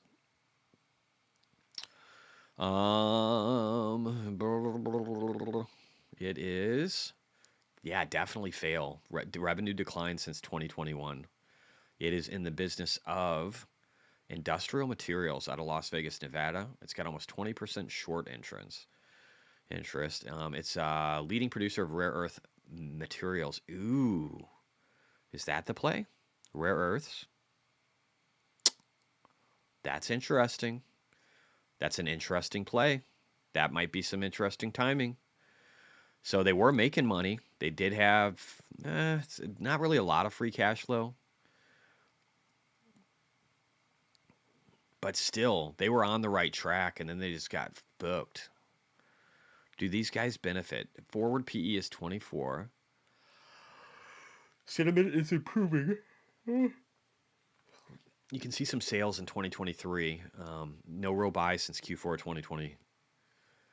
Q4 of 2020. Boy, that probably wasn't the best time to buy. Huh. Institutional ownership like slowly started to tick up. Guidance is going up. Yeah, this might be interesting. But again, I just don't know what the growth is. I don't know the sector at all. And so that makes me uncomfortable just because I don't have like really strong financials. And then I don't know, like, do these guys benefit if we buy Greenland? Are they going to be people helping? Or I don't know what Trump's going to do with all that stuff. I don't know. There's still just a lot of, when will I sell PayPal? When I make a bunch of money. I think I did sell some. I feel like I sold some a while ago when it was like up a decent amount and I documented it. I only have, it says 350 here, but I've got some more in another account. So I've probably got like 400 contracts for January 2026. I feel like I sold some. I lost a lot of money on the 2025s, 350,000 here, probably closer to $400,000 in total. But we're making progress now. And again, this thing has an asymmetric bet behind it, guys. It can move. I don't know. Let me refresh real quick. To make people feel better, if you knew Jesse in 2021, 2022, you would probably not listen to him. I got hooked with his options video. I didn't actually have any videos. I didn't have any. So you couldn't have listened to me. Yeah, I mean, the quality was so bad. But I literally didn't even have my videos. I started my videos last year. Yeah, the beginning of last year, really the end of 2023. So you couldn't even listen to me at all. And that's the way it works, right? Like everybody's like, oh, I wish I would have bought Bitcoin. You wouldn't have bought Bitcoin, dude. You wouldn't have bought Bitcoin. But yeah, what we're looking at, PayPal. So the contracts today, guys, PayPal is up what today? It's up 2%. These are up 15. That's the power of math. And so this thing goes up 10. I could get, 10% is 100% if it's right. If we start to get some momentum behind it, it's like 10% is either 80 or 100%. So I can do really good on PayPal. Millions of dollars I'm hoping to make off of PayPal, even after losing 400. I look at it this way: if I make 2 to 3 million off of PayPal after losing 400. Life is okay. Life is okay. Proven B, lithium prices probably not helping. Lithium is so in the doghouse. Is that what, do they do a lot of lithium? If so, then I'm really not a fan of that because I think lithium is just fucked for a while. If you look at lithium prices, guys, they're so bad. Price takers is less than price makers. Jesse, watch the RG video. What do you do with your 2020? I mean, I got them right here. They're right here, bro. 96.51% in losses. They're right there. They're just sitting there hanging out. But I probably lost about 150. Oh, shit. My screen just like moved a bunch of stuff. 1 second, hopefully. Okay. Oh, I fucking hate this shit. I can't wait until I get my new computer. But I probably lost 150, but I think I'll make millions off of this. So again, it's an asymmetric bet. When you can get anywhere from 3 to 10x the underlying, and you have a high probability of success, the thing you bought was amazingly depressed. Like when I made money off of Meta, I bought it 75% down. When I made money off of Tesla, it was at $100 after it was at 400, so it was 75% down. I bought a bunch of Leaps. I did it again when it was at 150. When I bought Palantir Leaps, nobody believed in it at all, and people told me I was a fucking idiot. And then I made a bunch of money off of it, and then I exited probably like 18 to 20.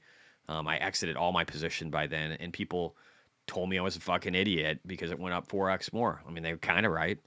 But I did really good. I made $600,000 off of that. I buy things that are really undervalued, that have really strong fundamentals and macro and financials behind them, and they don't make sense with their valuation. And they're sectors that have massive tailwinds behind them. And what I mean by that is Tesla, autonomy, new forms of energy like battery systems. These are going to be needed in the future. Robotics, genomics, new financial mechanisms, Bitcoin.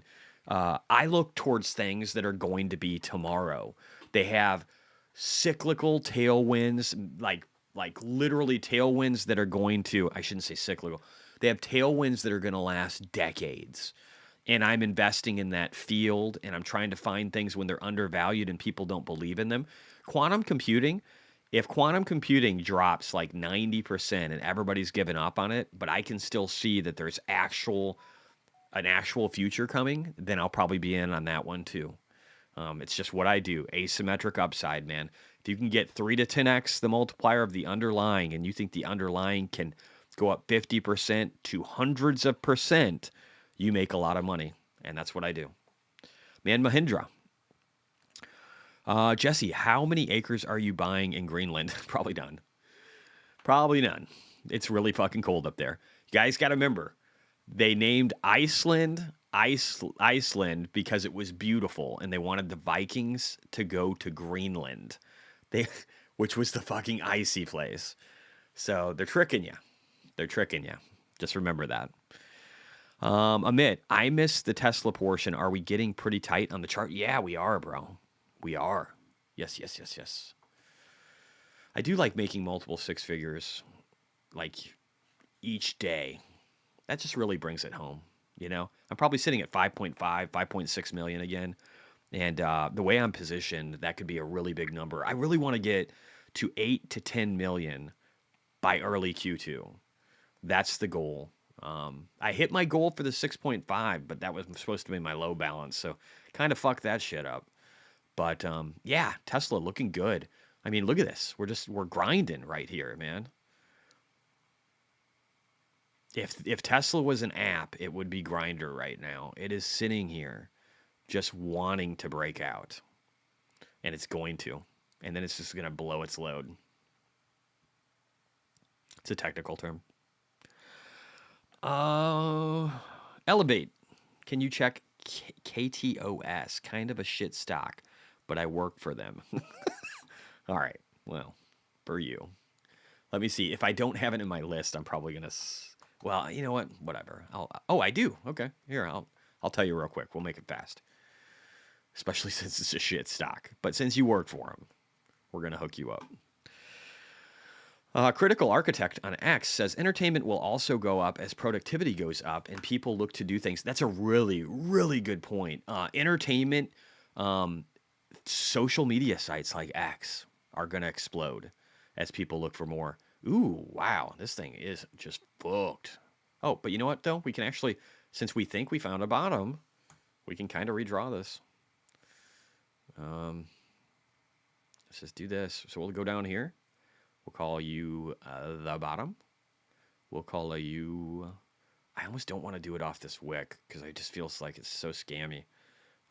It's just too quick, too short of a time period. So I'm going to do this wick.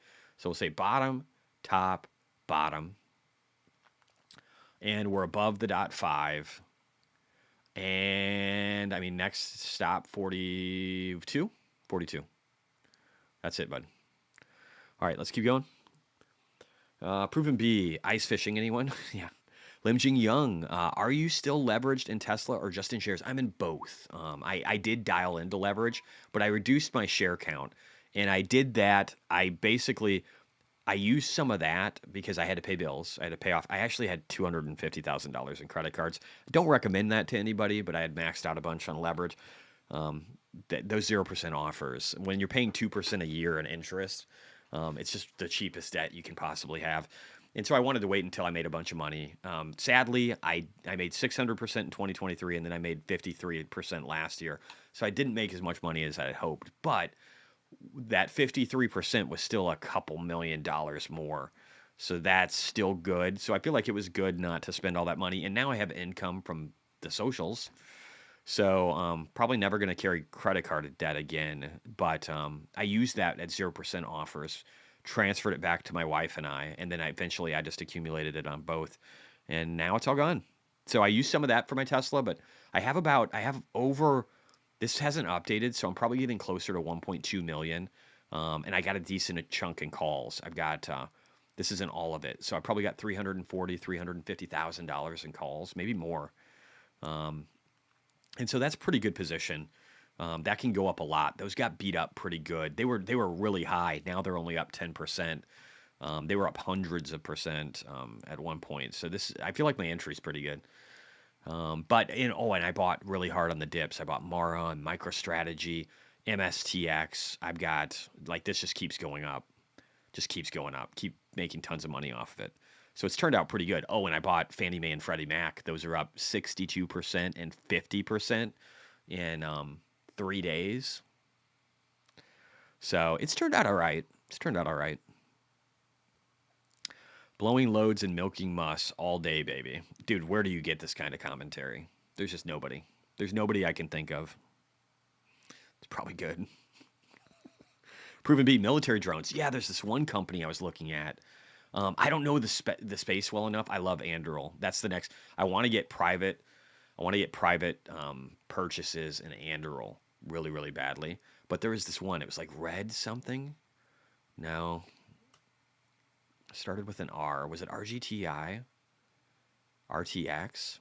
Oh, what was it? I don't remember what it was. I'd have to look it up. No, RGTI is the fucking other company, and that's Rocket Lab. That ain't it. RTX. That says Enphase under it. I don't remember what it was. I got to look it up. I've got it written down somewhere here. But there's one that was a drone company. It's not Red Hat. It's like Red something. But it's, you know what? Let me just try this real quick. Let me see. Red Sea Mining. Let me just go to, can I do countries? United States? Redwood, not it.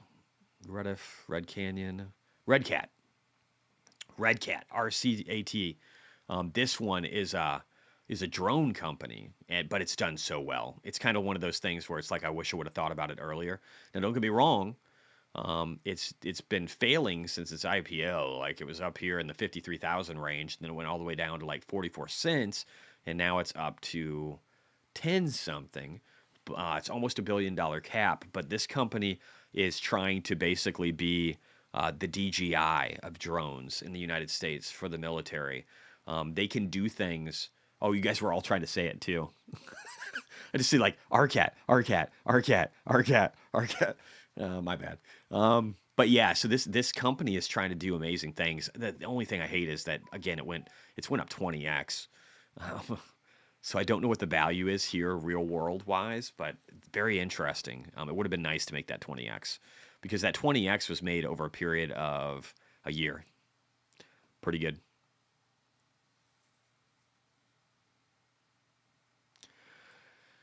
All right, I might call it here, guys. My computer is just getting laggy, and I fucking hate that. I can't handle it.